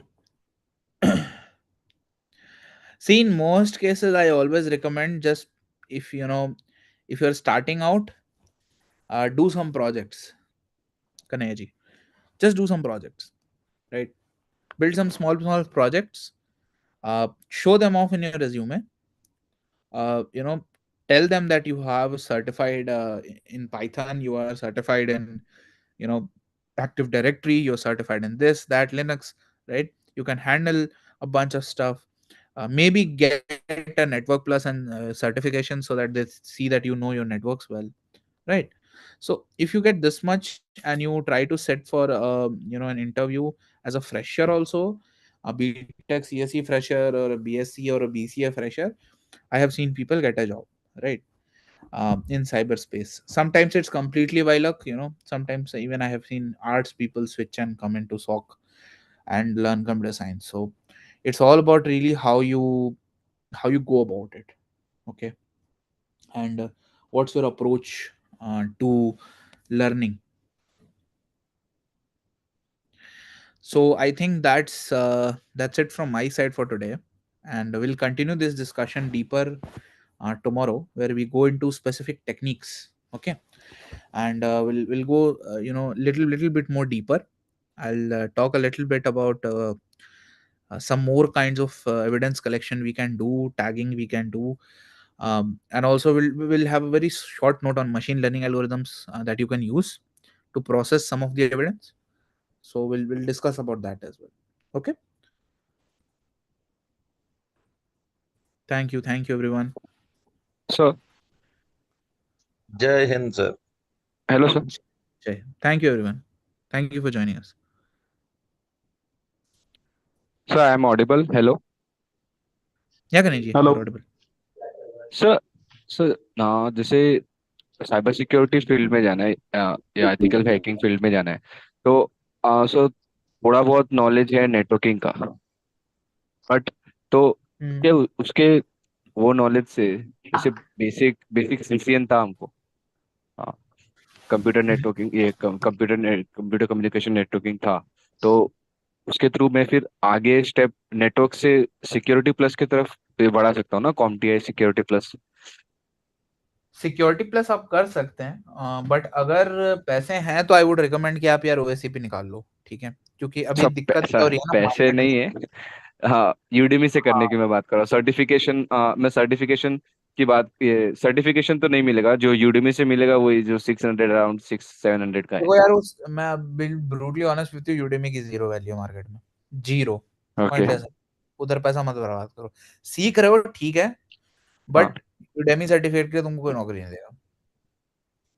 मैं तो नहीं दूंगा, मैं जानता हूँ, और मैं जितने लोगों को जानता हूँ वो भी नहीं देंगे। सीधी सीधी बात है। ओके। क्योंकि you have not given any actual exam, so there is no way to prove that you know what you are talking about, ठीक है? तो सर जैसे आप बोल रहे हो आपके पास कोई सर्टिफिकेशन नहीं है, बट फिर भी आपको यार, तो मेरे मिल पास रहा है। वर्क है ना भाई।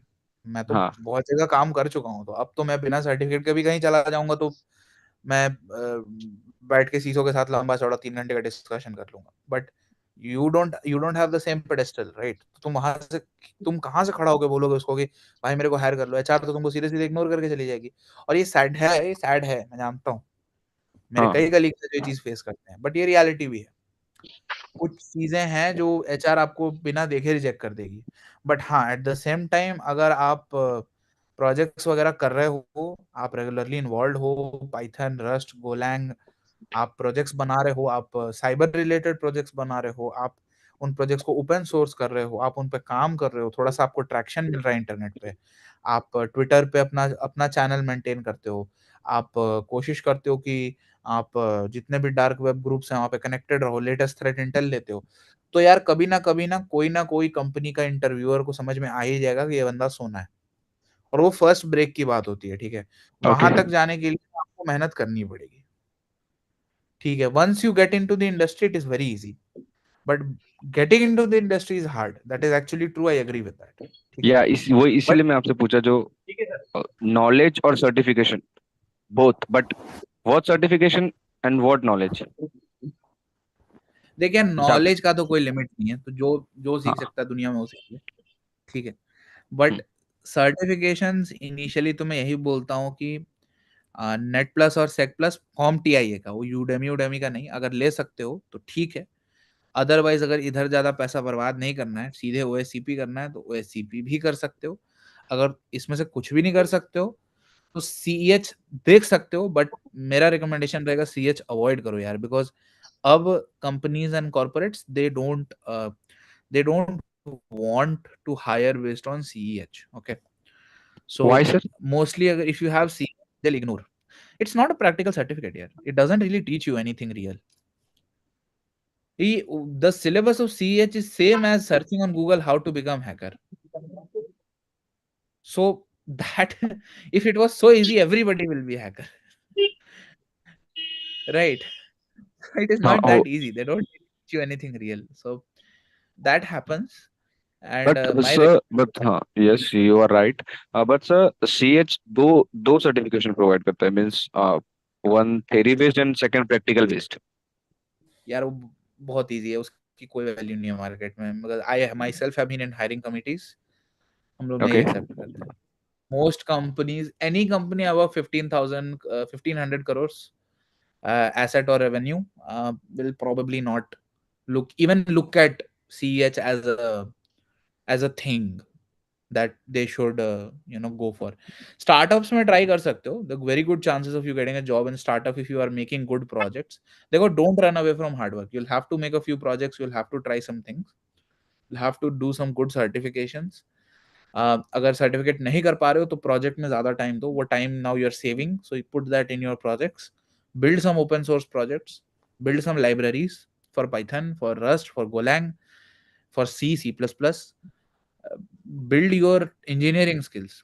क्योंकि यार अगर तेरे पास इंजीनियरिंग स्किल है ना, you can survive in any position. उठा के तेरे को फ्रंट एंड डेवलपर बना दूंगा, बैक एंड बना दूंगा, डेटाबेस मैनेजर बना दूंगा, कुछ भी बना दूंगा, you will be able to survive. Don't have engineering skill, pointless है. तेरे को कहीं भी डालूंगा तो नहीं कर पाएगा. So companies will Okay. look always from that perspective, because company wants benefit from you, right? They're not paying you for free. Tomorrow they Yes. want to see what you bring to the table. Okay, and it does happen that you switch fields. Many people do. I uh, recently in a SOC I saw two people switch from audits into pure security. They started learning and preparing for OSCP exam. So it happens. People switch from different fields. Okay. So I hope that guides you a little bit. Maybe tomorrow I'll come with some books also. You guys can read the PDFs. Yeah, sure. I'll come with a list of 5-6 books. Okay, don't worry. Yes. Okay, guys. We'll end the session Thank you, for sir. today. Okay. I think Balaji sir already left. So I think I am the host now. Yeah, I can close the session. Cool. Okay, guys. So I'll close this session. Okay, and see you guys tomorrow. Jai Hind.